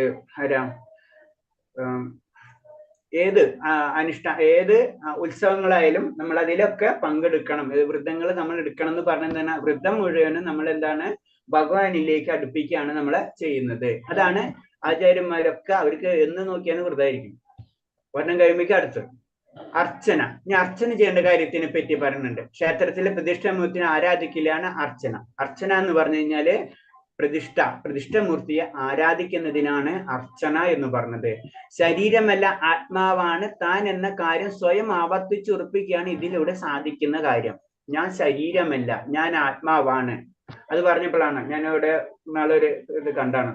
കാരണം എന്ന് വെച്ച് കഴിഞ്ഞാല് നമ്മളിപ്പോ കൈലാസ യാത്ര മറ്റുള്ള യാത്രകളൊക്കെ ചെയ്യും അല്ലെ, അവിടുത്തെ സിദ്ധി എന്നല്ല, സാധാരണ മനുഷ്യരായിരിക്കും. അവര് ഈ തണുപ്പായാലും ചൂടായാലും അവർക്ക് തോന്നൂല. അവര് ശരീരം അല്ല, ശരീരം എന്നുള്ള അവസ്ഥ നമ്മളെ മാറിപ്പോവാ. അതാണ് പറഞ്ഞത്, ശരീരമല്ല ആത്മാവ് താൻ എന്ന കാര്യം സ്വയം ആവർത്തിപ്പിക്കുകയാണ് ഇതിലൂടെ സാധിക്കുന്നത്. അർച്ചന ചെയ്യുമ്പോൾ നമ്മളെന്താണ് ആത്മാവായിട്ടാണ് കണക്ഷൻ. പിന്നെ ശരീരമല്ല, ഞാൻ ശരീരമല്ല ആത്മാവാണ് എന്നുള്ളത് നമ്മൾ ഉറപ്പിക്കുന്ന കാര്യമാണ് ഈ അർച്ചന എന്ന് പറയുന്നത്. ഭഗവാൻ എന്ന് പറയുമ്പോൾ എന്താണ്, അവിടെ ശരീരമില്ല, ആത്മാവാണ് അല്ലെ. ആത്മാവിന്റെ സ്പുല്ലിംഗമാണ്, ഭഗവാന്റെ സ്പുല്ലിംഗമാണ് ഞാൻ എന്നുള്ള ഇത് ആവർത്തിക്കുന്നതാണ് ശരിക്കും അർച്ചന എന്ന് പറയുന്നത്. കൃഷ്ണ ഒറ്റ സുഹൃത്തായ സുധാമാവ് ഒരു ബ്രാഹ്മണ ഹൃദയത്തിലേക്ക് പോകും വഴി തന്നോട് തന്നെ ഇങ്ങനെ മന്ത്രിച്ചതായി ശ്രീമദ് ഭാഗവതം പറയുന്നുണ്ട്. അപ്പൊ നമുക്കറിയാം സുധാമാവ് അല്ലെ, നമുക്കറിയാം കുചേലൻ അല്ലെ. കുചേലൻ അത്ര ഉറ്റ സുഹൃത്താണ് ഭഗവാന്റെ. അപ്പൊ അവര് ചെറുപ്പത്തിൽ അവര് ഒന്നിച്ച് അവര് വിദ്യാഭ്യാസം നേടിയിട്ടുള്ളതാണ്. അപ്പൊ അങ്ങനെ സമയത്ത് സ്വർഗീയ സമൃദ്ധി, മുക്തി, സർവ്വലോകാധിപത്യം, ഭൗതിക സുഖ സമൃദ്ധി ആവശ്യം യോഗസിദ്ധിയായാലും കൃഷ്ണനെ ആരാധിക്കുന്ന ഒറ്റ കർമ്മം കൊണ്ട് കൈവരുന്നതാണ്. അപ്പൊ അതിന്റെ കഥ പറയുന്നത് ഇത്രേ ഉള്ളൂ. കാരണം ഭഗവാനും ബലരാമനും വിശപ്പ് തോന്നുകയാണ്. അങ്ങനെ വിശപ്പ് തോന്നുന്ന സമയത്ത് സുധാമാവിനോട് പറയാണ്, അവിടെ അടുത്ത് ബ്രാഹ്മണ കുടുംബത്തിൽ ചെന്നിട്ട് കേട്ടിട്ടുണ്ടാവും, അങ്ങനെ ചെന്നിട്ട് ഭഗവാന് വിശക്കണം, അതിനുവേണ്ടി എന്തെങ്കിലും തരണം തരണം. സുധാമാവ് അവിടെ ചെല്ലുന്നു. അപ്പൊ എന്താണ്, അവിടുത്തെ കർമ്മങ്ങൾ കാര്യങ്ങൾ ചെയ്തുകൊണ്ടിരിക്കുക. ബ്രാഹ്മണന്മാർ സമ്മതിച്ചില്ല. പക്ഷെ എന്താണ്, അവിടുത്തെ സ്ത്രീകള് അവര് കൊടുക്കാണ്. അപ്പൊ അതിന് പറഞ്ഞു. അപ്പൊ ഭഗവാന് കൊടുക്കുന്നതോടുകൂടി എല്ലാതും പരിപൂർണമാവും എന്നുള്ള കൺസെപ്റ്റാണ്. അതാണ് സ്വർഗീയ സമൃദ്ധി, മുക്തി, സർവ്വലോകാധിപത്യം, ഭൗതിക സുഖ സമൃദ്ധികൾ, യോഗസിദ്ധി എന്നിവൻ കൃഷ്ണൻ ആരാധിക്കുന്ന ഒറ്റ കർമ്മം കൊണ്ട് കൈവരുന്നതാണ്.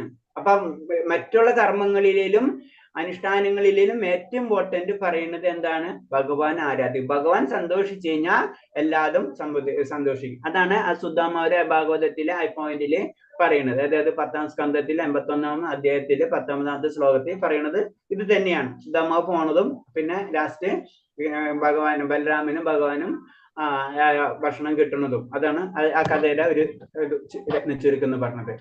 സുധാമാവിന് ഈ മന്ദിരക്കലിന്റെ കാരണം ഇതാണ്. അത് പറഞ്ഞിട്ടുണ്ടല്ലേ ഇതില്. ഓക്കെ. ഒരു ബ്രാഹ്മണ ഗൃഹത്തിൽ ചെന്ന് അല്പം ഭക്ഷണം ചോദിക്കും കൃഷ്ണൻ ഒരിക്കൽ സുഹൃത്തായ സുധാമാവിനോട് പറഞ്ഞു. അവിടെ ബ്രാഹ്മണൻ ഒരു യജ്ഞം നടത്തുകയായിരുന്നു. കൃഷ്ണൻ ബലരാമൻ വല്ലാതെ വിശക്കുന്ന എന്തെങ്കിലും ഭക്ഷണം തരണമെന്ന് യാചിക്കാൻ ശ്രീകൃഷ്ണൻ സുധാമാവിനോട് പറഞ്ഞു. അപ്പൊ അവിടെ ചെന്ന് എന്തെങ്കിലും തരണമെന്ന് പറയാൻ പറഞ്ഞു. ഇപ്പൊ പറഞ്ഞ പോയിന്റ് തന്നെയാണ് അത്. അപ്പൊ അതിന് ബ്രാഹ്മണർ ഒന്നും കൊടുത്തില്ല. എന്നാൽ ബ്രാഹ്മണരുടെ ഭാര്യമാർ സ്വാദിഷ്ടമായ ഭക്ഷണ സാധനങ്ങൾ നേരെ കൃഷ്ണന്റെ അടുത്തേക്ക് ഓടി. വിശ്വരഹസ്യ, അതെനിക്ക് തോന്നുന്നത് വിഷ്ണു രഹസ്യം ആയിരിക്കുള്ളൂ കേട്ടോ. വിഷ്ണു രഹസ്യത്തിലും ഇങ്ങനെ പറയുന്നു, ഈ ലോകത്തിലെ വിഷ്ണുവിന്റെ ആരാധനയിൽ ഏർപ്പെട്ടിരിക്കുന്നവർ വളരെ വേഗം തന്നെ വൈകുണ്ഠ ലോകം എന്ന ദൈവരാജ്യത്തിന്റെ പരമാനന്ദം അനുഭവിക്കും. അപ്പൊ ഇവര് ആനന്ദം അനുഭവിക്കും, അല്ലെങ്കിൽ ഭഗവാനെ സേവിക്കലാണ് പരമമായ ധർമ്മം എന്നാണ് ഇതിലൂടെ, ഈ കഥയിലൂടെ നമുക്ക് മനസ്സിലാക്കേണ്ടത്. അടുത്തത് ഭഗവത് സേവനം ചെയ്യാൻ. വിഷ്ണു രഹസ്യത്തിൽ ഇങ്ങനെ പറയുന്നു, മഹാരാജാവ് പരിചാരകൻ എന്ന പോലെ ഭഗവാന് പരിചരണവും സേവനം നടത്തുന്നവൻ മരണാനന്തരം കൃഷ്ണധാമത്തിലേക്ക് ഉയർത്തപ്പെടും. അതാണ് നമ്മള് ഭഗവാൻ ഇങ്ങനെ സേവനങ്ങൾ നമ്മൾ ഇപ്പൊ ചെയ്തുകൊണ്ടിരിക്കുമ്പോൾ മരണം കഴിഞ്ഞാലും നമ്മൾ അപ്പോഴും ഭഗവാനെ സേവിച്ചുകൊണ്ടിരിക്കും. അതാണ് നമ്മൾ ഏത് സമയവും ഭഗവത് സ്മരണം, ഭഗവത് സേവനം എന്ന് പറയണം. ഭഗവാനെ നമ്മൾ സേവിച്ചുകൊണ്ടിരിക്കണം. അപ്പൊ അവിടെ മരണം എന്നുള്ള സംഭവം ഇല്ല. ജനിച്ചാലും മരിച്ചാലും അങ്ങനൊന്നുമില്ല. നമ്മളിപ്പോ ചെയ്യുന്ന കാര്യം ഇവിടെ മരണം, കാലം എന്നുള്ള കാര്യം നമുക്കറിയാം. കാലം എന്ന് പറഞ്ഞതേ ഇല്ല സത്യം പറഞ്ഞു കഴിഞ്ഞാൽ. അതൊരു റെഫറൻസ് ആണ് അല്ലെ. ഭൂമി ഉണ്ടായിരുന്നു, ഇതൊക്കെ ഉണ്ടായിരുന്നു, മനസ്സിലെ. അപ്പൊ അതിനെ കാലം എന്ന് പറഞ്ഞത് ഭഗവാൻ എന്ന് പറഞ്ഞതിന്റെ പറയണത്. കാലം എന്ന് പറഞ്ഞ ഭഗവാനാണ്. അപ്പൊ അവിടെ പറഞ്ഞത് എന്താണ്, മഹാരാജാവിന് പരിചാരൻ എന്ന പോലെ ഭഗവാൻ. അപ്പൊ മഹാരാജാവിനെ പോലെ തന്നെയാണ് നമ്മൾ കാണുന്നത് അല്ലെ. അതാണ് നമ്മൾ ഭഗവാന് സേവനങ്ങൾ ചെയ്തുകൊണ്ടിരിക്കുന്നത്. അപ്പോഴെന്താണ്, മരണാനന്തവും കൃഷ്ണധാമത്തിലേക്ക് ഉയർത്തപ്പെടും. ഭാരതത്തിലെ ക്ഷേത്രങ്ങൾ രാജകൊട്ടാരങ്ങൾ പോലെ തന്നെയാണ്. നമ്മളെ ക്ഷേത്രങ്ങൾ വലിയ വലിയ മഹാക്ഷേത്രങ്ങളൊക്കെ ശ്രദ്ധിച്ചാൽ അറിയാം അല്ലെ. അത് രാജകൊട്ടാരം പോലെ അത്ര വിപുലമായിട്ടാണ് അത് പണിതിട്ടുള്ളത്, ചെറുതല്ല. അതിന് പല കാര്യങ്ങളും അതിൽ പറഞ്ഞിട്ടുണ്ട്. കാരണം വിഗ്രഹാരാധന നടത്തേണ്ടത് രാജാവിന് പരിചാരകർ ചെയ്യുന്ന പോലെ ആയിരിക്കണം. അപ്പൊ അതുപോലെയാണ് വിഗ്രഹാരാധന. നമ്മളിപ്പോ ഗുരുവായൂർ ഏത് ക്ഷേത്രത്തിൽ പോയി കഴിഞ്ഞാലും വളരെയധികം ശ്രദ്ധിച്ച് പല പല കാര്യങ്ങള്, പല ചിട്ടകളും അനുഷ്ഠാനങ്ങളും ഒക്കെ ഉണ്ടാവും അല്ലെ. അപ്പൊ അതന്നെ ഒരു രാജാവിനെ നമ്മൾ എങ്ങനെ ട്രീറ്റ് ചെയ്യുന്നത്. ഇത് അനന്തകോടി ബ്രഹ്മാണ്ട നായകനാണ് ഭഗവാൻ അല്ലെ. അപ്പൊ ഭഗവാന് അത്ര റെസ്പെക്റ്റോടു കൂടിയായിരിക്കണം നമ്മൾ ചെയ്യേണ്ടത്. അതിന് നമ്മളൊക്കെ ചെയ്യേണ്ടത് ആദ്യം ശാന്തരസത്തിലേക്ക് എന്ന് പറയുന്നത്. ശാന്തരസത്തിലാണ് ശരിക്കും ഈ രൂപം, അതായത് ആദരിക്കുകയാണ് ഭഗവാൻ. ആ ഭഗവാനെ മഹാരാജാവ് എന്ന രീതിയിൽ തന്നെ ആദരിക്കുന്നതാണ് ശരിക്കും ആ ശാന്തരസം. നമ്മളിപ്പോ നമ്മളെ ക്ഷേത്രങ്ങളിലൊക്കെ അതേ രീതിയിൽ തന്നെയാണ് എല്ലാതും ചെയ്യുന്നത്, അതിന് സംശയമൊന്നുമില്ല. പിന്നെ പല ഭാവങ്ങളിൽ ചെയ്യാം. നമ്മൾ ഉയരുന്നതിനനുസരിച്ച് പല ഭാവങ്ങളിൽ ഭഗവാനെ നമുക്ക് ആദരിക്കാം. അപ്പൊ കാരണം വിഗ്രഹാരാധന നടത്തേണ്ടത് മഹാരാജനെ പരിചാരം ചെയ്യുന്ന പരിചരണം പോലെ ആയിരിക്കണം. നമ്മൾ അതാണ് ഭഗവാനെ ആരാധിക്കേണ്ടത്. ഒരു പരിചാരകൻ ഒരു മഹാരാജാവിനോട് ചെയ്യുന്നത് എങ്ങനെയായിരിക്കണം, അതേപോലെ ആയിരിക്കണം എന്നാ പറഞ്ഞു. ഏതാനും നിമിഷമെങ്കിലും ഭഗവാന്റെ ക്ഷേത്രത്തിൽ കഴിഞ്ഞുകൂടിയാൽ അയാൾക്ക് ഈശ്വരന്റെ സർവശാദിയായ രാജ്യം കൈവരും എന്നാണ് നാരദീയ പുരാണം പറയുന്നത്. നാരദീയ പുരാണം, അടുത്ത പുരാണം നാരദീയ പുരാണം പറയുന്നുണ്ട്. നാരദീയ പുരാണം പറയണത്. അപ്പൊ എന്താണ്, അത് നമ്മൾ ക്ഷേത്രങ്ങളിൽ കുറച്ച് സമയമെങ്കിലും നമ്മൾ ചെലവിടണം. പെട്ടെന്ന് ഓടിപ്പോയിട്ട് ബിസിനസ് ചെയ്യണ പോലെ നമ്മൾ ഓടിപ്പോരരുത്.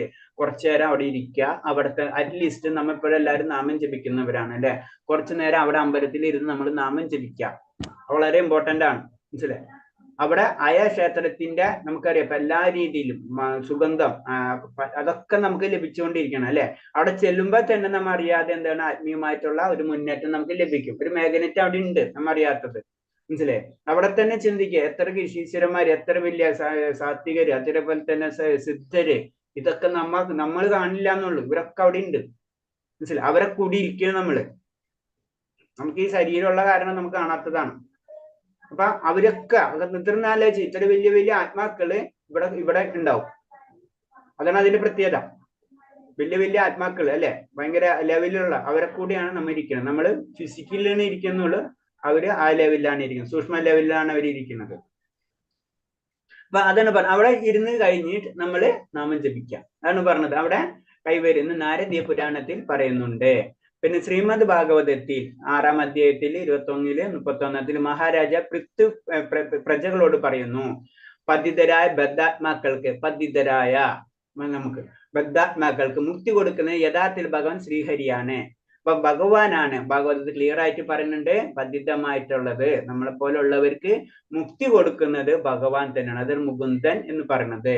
ദേവന്മാർക്ക് ഈ സിദ്ധിയില്ല. കാരണം അവരും ദേവന്മാരെന്താണ്, നമ്മളെ പോലെ തന്നെയാണ്. നമ്മളേലും കുറച്ചും കൂടെ വിദ്യാഭ്യാസം ഉണ്ടെന്ന് കൂട്ടാം, അത്ര മനസ്സിലാക്കിയാൽ മതി അല്ലെ. നമ്മളിപ്പോ ഒരു ജോലി കിട്ടിക്കഴിഞ്ഞാൽ പിയൂണ്, പിന്നെ അതിന്റെ അപ്പുറത്ത് എന്താ പറയുന്നത് നെക്സ്റ്റ് മാനേജർ, അല്ലെങ്കിൽ വേറെ എന്തെങ്കിലും പോസ്റ്റ്, ഇപ്പൊ IAS ഓഫീസർ അടക്കം അല്ലെ, എല്ലാവരും ഗവൺമെന്റ് സർവന്റാ അല്ലെ. സിമ്പിൾ ഭാഷയിൽ പറഞ്ഞു കഴിഞ്ഞാല് എല്ലാവരും നിയമത്തിന്റെ പിടുത്തത്തിലിരിക്കുന്നവരാണ്. നിയമത്തിന്റെ അപ്പുറത്തേക്ക് അവർക്ക് കടക്കാൻ പറ്റില്ല, മനസ്സിലായി? നിയമത്തിന്റെ അപ്പുറത്തേക്ക് അവർക്ക് കടക്കാൻ പറ്റില്ല. ആ നിയമത്തിന്റെ അപ്പുറത്തേക്ക് കടക്കാൻ പറ്റാത്തവരാണെങ്കിൽ പിന്നെ ആ നിയമത്തിന്റെ അപ്പുറത്തേക്ക് നമ്മളെ കൊണ്ടുപോകാൻ പറ്റില്ല. അതാണ് ദേവന്മാർക്ക് ഈ സിദ്ധിയില്ല, കാരണം അവരും ബദ്ധാത്മാക്കളാണ്. ഈ ബദ്ധാത്മാവിന് മറ്റൊരു ബദ്ധാത്മാവിനും മോചിപ്പിക്കാനാവില്ല. മോചനം എന്ന് പറഞ്ഞത് ഭഗവാനിൽ മാത്രമുള്ളൂ. കൃഷ്ണന്റെ യഥാർത്ഥ പ്രതിനിധിക്ക് മാത്രമേ മുക്തി നൽകാൻ കഴിയുള്ളൂ. ഭഗവാന്റെ പ്രതിനിധിക്കോ അല്ലെങ്കിൽ ഭഗവാനോ മുക്തി നൽകാൻ കഴിയുള്ളൂ. അടുത്ത പോയിന്റ്, പാട്ടുപാടൽ. ഇതുകൊണ്ട് വെച്ചിട്ട് നിർത്താം നമുക്ക്. പാട്ടുപാടൽ. ഭഗവാനെ പ്രകീർത്തിച്ച് സ്തോത്രങ്ങൾ പാടുന്നതിനെ കുറിച്ച് ലിംഗപുരാണം. ഇപ്പൊ എത്രാമത്തെ പുരാണായി? ലിംഗപുരാണായി. ഇപ്പൊ എത്രയായി? 6, 7, 8 ഉണ്ടായി അല്ലെ. ലിംഗപുരാണത്തിൽ പ്രസ്താവിച്ചിട്ടുണ്ട്, ഭഗവാന്റെ മഹിമയെ സ്തുതിച്ച് പാടുന്ന ബ്രാഹ്മണൻ തീർച്ചയായും ഭഗവാന്റെ ലോകത്തിലേക്ക് ഉയർത്തപ്പെടും. ശിവപെരുമാളിനെ പ്രാർത്ഥനയേക്കാൾ കൂടുതൽ ഭഗവാൻ ഇഷ്ടപ്പെടുന്നത് ഈ ഗാനങ്ങളാണ്. അപ്പൊ ഇതിലൊരു കാര്യം കൂടെ പറയാണ്, ഏത്? ലിംഗപുരാണത്തിൽ എന്താണ്? ശിവപെരുമാൾ, നമ്മൾ അതാണ് മനസ്സിലാക്കി. ശിവപെരുമാൾ പ്രാർത്ഥനയൊക്കെ, അപ്പൊ ശിവപെരുമാൾ പ്രാർത്ഥിക്കുന്നത് ആരെയാണ്? ഭഗവാനെയാണ് അല്ലെ. ആ ശിവപെരുമാൾ പ്രാർത്ഥിക്കുന്ന അപ്പൊ ശിവൻ എന്ന് പറയും, പരമശിവൻ എന്ന് പറയുമ്പോൾ ഏറ്റവും വലിയ വൈഷ്ണവനാണ് അല്ലെ. അപ്പൊ അത് പാട്ട് പാടുന്നതിനെ ഒന്ന് പ്രകീർത്തിക്കുകയാണ് ശരിക്കും. അത് തന്നെ പറയണ ഭഗവാന്റെ മഹിമയെ സ്തുതിച്ച് പാടുന്ന ബ്രാഹ്മണൻ, അതായത് ഭക്തൻ, തീർച്ചയായിട്ടും ഭഗവാന്റെ ലോകത്തിലേക്ക് ഉയർത്തും. അപ്പൊ പാട്ട് പാടണം. നമ്മൾ ക്ഷേത്രങ്ങളിൽ പോയി കഴിഞ്ഞാൽ സ്തുതിക്കണം ഭഗവാനെ. നമ്മളെ കൊണ്ട് ചെയ്യാവുന്ന രീതിയിൽ ഭഗവാനെ നമ്മൾ സ്തുതിച്ചിരിക്കണം. സ്തുതിഗീതങ്ങള് നമ്മൾ ചെയ്തിരിക്കണം പറയണത്. അത് എന്ന് പറഞ്ഞത് ഭഗവാൻ പരമശിവനേക്കാളും, പരമശിവൻ എന്നാണ് ഫുൾ ടൈം ഭഗവാനെ പ്രാർത്ഥിച്ചുകൊണ്ടിരിക്കുന്നത്. അപ്പൊ പരമശിവനേക്കാൾ പ്രാർത്ഥിക്കുന്നതിലും ഇഷ്ടമാണ്. അതിനൊരു ഉദാഹരണം പറയണമെന്ന് വെച്ച് കഴിഞ്ഞാൽ, അത് പെട്ടെന്ന് നമുക്ക് മനസ്സിലാവുന്ന വെച്ച് കഴിഞ്ഞാൽ, ഇപ്പൊ നമ്മളെ വീട്ടിലെ ചെറിയ കുട്ടി എന്തെങ്കിലും ചെയ്യണതുണ്ടാവും അല്ലെ. ചെറിയ കുട്ടി, 3 വയസ്സ് 2 വയസ്സ് കുട്ടികൾ, അവന് മുഴുവൻ അറിയില്ല, പക്ഷെ അവന് അറിയാവുന്ന ഭാഷയിലായിരിക്കും അവൻ സംസാരിക്കുക. അതായിരിക്കും നമുക്ക് കൂടുതൽ ഇഷ്ടം. അതിനർത്ഥം നന്നായിട്ട് സംസാരിക്കണം നമ്മളെ മുതിർന്ന കുട്ടികളേലും ഇഷ്ടം ആ ചെറിയ കുട്ടി സംസാരിക്കണതായിരിക്കും. ഇതാണ് അത് പറയുന്നത്. അത്ര നിഷ്കളങ്ക ഭാവത്തിലാണ്, വേറൊന്നും ചിന്തയില്ല. അപ്പൊ അതിനർത്ഥം മറ്റൊരു ശിവപെരുമാനെല്ലാം ആ ലെവലിലെല്ലാം എടുക്കേണ്ടത് ആ നിഷ്കളങ്ക ഭാവം എപ്പോഴും ഭഗവാൻ. അതാണ് നമ്മൾ പറയണത്, നമ്മള് ഭഗവാന് വേണ്ടി എന്ത് സമർപ്പിക്കുക, അതില് നമ്മളെ ഹൈ ക്വാളിറ്റി ഒന്നും നമ്മൾ ഡെവലപ്പ് ചെയ്യേണ്ടത്. നമ്മൾക്ക് ഉള്ളത് നമ്മള് ഭഗവാന് കൊടുക്കാം. അതാണ് നമ്മൾക്ക് അറിയാവുന്ന രീതിയിൽ ഭക്തി പ്രചാരണം നമ്മൾ ചെയ്യാം. ഒരു കുഴപ്പമില്ല, അയ്യോ എനിക്ക് അത് അറിയില്ലല്ലോ, എനിക്ക് ഇത് അറിയില്ലല്ലോ, അങ്ങനെ ചെയ്യാൻ പറ്റില്ല, ഇങ്ങനെ ചെയ്യാം. നമുക്ക് അറിയണതല്ലേ നമുക്ക് ചെയ്യാൻ പറ്റുള്ളൂ. നമുക്ക് എല്ലാം അറിയണ ഒരു സമയം നമുക്ക് ജീവിതത്തിൽ വരില്ല. അപ്പൊ നമുക്ക് അറിയണത് പോലെ, അതുപോലെ തന്നെ ഭക്തി ആയാലും നമ്മൾ ഇന്ന് ചെയ്യാൻ നാളെ ചെയ്യാന്ന് നീട്ടി വെക്കാൻ പറ്റില്ല. നമുക്ക് എന്ന് ചെയ്യാൻ തുടങ്ങാം അന്ന് ചെയ്യാം. അതതിനായിട്ട് ഞാൻ പറഞ്ഞു, നമ്മള് പറയില്ലേ നമുക്ക് നാളെ നാളെ നാളെ എന്ന് പറഞ്ഞു കഴിഞ്ഞാൽ നീളയാവത്. അതുകൊണ്ട് ഒരു കാര്യമില്ല. എപ്പോഴും നമ്മൾ എത്ര പെട്ടെന്ന് പ്രത്യേകിച്ച് ഭഗവാന്റെ കാര്യം നമ്മൾ ചെയ്തുകൊണ്ടിരിക്കുക. ഹരേ കൃഷ്ണ. നമുക്ക് നിർത്താം. ഇത്തരം പറഞ്ഞതിൽ എന്തെങ്കിലും പോയിന്റ്സ് ഉണ്ടെങ്കിൽ ശ്രദ്ധിക്കാം. ഹരേ കൃഷ്ണ. മാതാജി, വിശ്വലക്ഷ്മി മാതാജി. മാതാജിയുടെ പേര് മാറിയാ?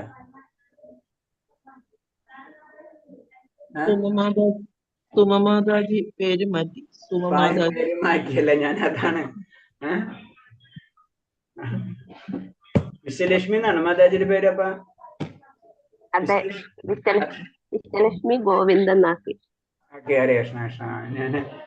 ഞാനതാ നോക്കിയത്, പേര് മാറിയ പോലെ തോന്നി എനിക്ക്. ഓക്കെ, ഹരേ കൃഷ്ണ. എന്തെങ്കിലും ഡൗട്ട് ഉണ്ടോ? മാതാജിക്ക് കുറെ സംശയങ്ങൾ എപ്പോഴും വരാറുണ്ട്. ഹരേ കൃഷ്ണ. നമ്മൾ ചോദിക്കണം, ക്ലിയർ ചെയ്ത് പോകണം. കാരണം എന്താ വെച്ച് കഴിഞ്ഞാൽ നമ്മള് ചോദിക്കുമ്പോഴായാലും നമ്മളായാലും അറിഞ്ഞില്ലെങ്കിൽ നമ്മൾ റെഫറൻസ് നോക്കി നമ്മളത് പഠിക്കും. അപ്പൊ നമ്മളെപ്പോഴും നമ്മൾ പറഞ്ഞില്ലേ, നമ്മൾ ഇതെല്ലാം അറിഞ്ഞിട്ടൊന്നുമല്ല, നമ്മളും ഇതേപോലത്തെ ഗൃഹസ്ഥരാണ് അല്ലെ. അപ്പൊ നമ്മൾക്കൊണ്ടാവുന്ന രീതിയിൽ നമ്മളിപ്പോൾ എല്ലാവരും ആചാര്യന്മാർക്കൊന്നും എല്ലാതും കിട്ടണമെന്നില്ല. അപ്പൊ നമ്മളെന്താ നമ്മൾക്കൊണ്ട് അറിയുന്നത് നമ്മൾ അങ്ങോട്ടും ഭക്തസംഘമാണ്. നമ്മളെപ്പോഴും ചിന്തിക്കുക നമ്മളൊരു ഭക്തസംഘമാണ്. ഭക്തന്മാരെ അങ്ങോട്ടും ഇങ്ങോട്ടും സംസാരിച്ച് ഭഗവാന്റെ കാര്യങ്ങൾ പറഞ്ഞാൽ അതിൽ ആനന്ദം കണ്ടെത്താന്ന് മാത്രമേ ഉള്ളൂ. അതിൽ അങ്ങോട്ടും ഇങ്ങോട്ടുള്ള സംശയങ്ങൾ നമ്മൾ ദൂരീകരിക്കണം. അതിനൊരു വിചാരിക്കേണ്ട ആവശ്യമില്ല. അറിയാവുന്ന കാര്യമാണെങ്കിൽ മാതാജിക്ക് അറിയാവുന്ന കാര്യങ്ങൾ നമ്മളോടും പറഞ്ഞുതരാം. നമുക്കറിയാവുന്ന കാര്യങ്ങൾ പറയാം. അല്ലാത്തതിന് അതിനും ഉയർന്ന ഭക്തന്മാരോട് ചോദിക്കാം. ഇപ്പോഴത്തെ കാലത്ത് ഒന്നുകൂടി ഈസിയാണ്. ജെമിനിയും ChatGPT ഇതൊക്കെ ഇല്ലാത്ത സബ്ജക്ട് അതിന് പറയണത് തന്നെയാണ്. ഇപ്പൊ നമ്മളിതില് വിശ്വാസത്തില് എത്ര 10 അവതാരം നമ്മൾ ജനറൽ എന്ന് പറയും അല്ലെ. സാധാരണ 11ാമത്തെ അവതാരമാണ് ഇന്റർനെറ്റ് എന്ന് പറയുന്നത് ഹൈന്ദവ വിശ്വാസത്തിന് ബേസ് നോക്കുമ്പോ. കാരണം എല്ലാതും തുറന്നു തരാണ്. ആർക്കും നമുക്ക് പണ്ടെന്ന് പറഞ്ഞു കഴിഞ്ഞാൽ നമുക്ക് വളരെ ബുദ്ധിമുട്ടായിരുന്നു ഒരു കാര്യം അറിയണം എന്ന് വെച്ച് കഴിഞ്ഞാൽ. ഇപ്പൊ തുറന്നു കഴിഞ്ഞു കഴിഞ്ഞാൽ നമുക്ക് എല്ലാ നോളജും നമുക്ക് ആഗ്രഹിച്ചു കഴിഞ്ഞാൽ സാധനം കിട്ടാണ്. അത് ഭഗവാന്റെ 11ാമത്തെ അവതാരമായിട്ടാണ് വന്നെന്നാ പറയുന്നത്. ഹരേ കൃഷ്ണ. വെയിറ്റ് ആൻഡ് സീ, ഞാൻ ചോദിച്ചോളാം. ഹരേ കൃഷ്ണ. ഹരേ കൃഷ്ണ. ശരി ശരി. ഹരേ കൃഷ്ണ. വേറെ എന്തെങ്കിലും സംശയം ഉണ്ടാരെങ്കിലും? ഓക്കെ, അപ്പൊ നമുക്ക് നിർത്താം. എല്ലാവരും നാമം ജപിക്കുക. 4 എന്നുള്ളത് 8ലേക്ക് എത്തിക്കുക എല്ലാവരും. ഹരേ കൃഷ്ണ. പിന്നെ യമനിയമങ്ങൾ പാലിക്കാൻ പറ്റുന്നവര് അറ്റ്ലീസ്റ്റ് പാലിക്കാൻ ശ്രമിക്കുക. ഹരേ കൃഷ്ണ. ഇന്ന് മാതാജി ഇല്ലായിരുന്നു പ്രഭുജി. ഇന്ന് അറ്റൻഡൻസ് ലിങ്ക് ഇട്ടില്ല. ഓ, ഞാനത് സ്ക്രീൻഷോട്ട് എടുത്തേക്കാം. ഹരേ കൃഷ്ണ പ്രഭു. ഹരേ കൃഷ്ണ. നമ്മൾ എത്ര പ്രദക്ഷിണാണ് വെക്കേണ്ടത്? 3 പ്രദക്ഷിണാണ്. അത് ഓരോ ക്ഷേത്രങ്ങളിലും വ്യത്യാസമുണ്ട്. ഇപ്പൊ പരമശിവനാണെങ്കിൽ അങ്ങനെ എന്തൊക്കെ വ്യത്യാസമുണ്ട് ചെറിയ ചെറിയ. മെയിൻ ആയിട്ട് 3 പ്രദക്ഷിണാണ് നമ്മൾ പറയാം. ഹരേ കൃഷ്ണ. വിഷ്ണുവിന് 3 പ്രദക്ഷിണല്ലേ? വിഷ്ണുവിന് 3 പ്രദക്ഷിണാണ്. പിന്നെ ചില ക്ഷേത്രങ്ങളിലൊക്കെ ചെറിയ ചെറിയ വേരിയേഷൻസ് ഉണ്ടാവും. നമ്മൾ ജനറൽ ആയിട്ട് 3 പ്രദക്ഷിണാണ്. ഗണപതിക്ക് 1 പ്രദക്ഷിണല്ലേ? അതിന് പറഞ്ഞു പല ഇതിനും പല ദേവതാ സങ്കല്പത്തിനും പല രീതിയിലുണ്ടാവും. രീതികളാണ്. പല ക്ഷേത്രങ്ങളിലും പല വ്യത്യാസങ്ങൾ ഉണ്ടാവും. അപ്പൊ 3 പ്രദക്ഷിണെങ്കിലും നമ്മൾ മിനിമം ചെയ്യാം. ജനറൽ ആയിട്ട് പറയാം. ഹരേ കൃഷ്ണ. ഹരേ കൃഷ്ണ. ഞാനൊന്ന് ഫോട്ടോ എടുത്തോട്ടെ.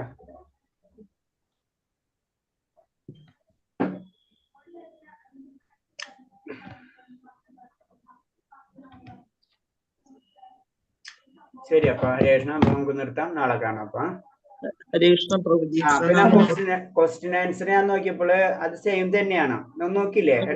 8ാമത്തെ നോക്കി പ്രഭുജി. അത് എല്ലാം അതൊന്ന് തന്നെയാണ്. കാരണം ക്വസ്റ്റ്യൻ ആൻസർ അതേ മോഡലിൽ തന്നെയാണ് കിടക്കുന്നത്. അത് 3 കാര്യമാണ് അതിലുള്ളത്. അപ്പൊ അത് ഡിഫറൻസ് ഉണ്ട്. നമുക്ക് ഈ 9ാമത്തേൽ ഡിസ്കസ് ചെയ്യാം. ഓക്കെ. ഓക്കെ. ഹരേ കൃഷ്ണ. വാഞ്ചകൽപരൂപേച്ഛ കൃപാസിന്ധ്യാപേച്ഛ പതിനാം പാവനേഭ്യ വൈഷ്ണവേഭ്യോ നമോ നമഃ. അനന്തകോടി വൈഷ്ണവഭക്തർക്ക് ജയ. ഹരേ കൃഷ്ണ. എല്ലാവർക്കും പ്രണാമം. ശരി.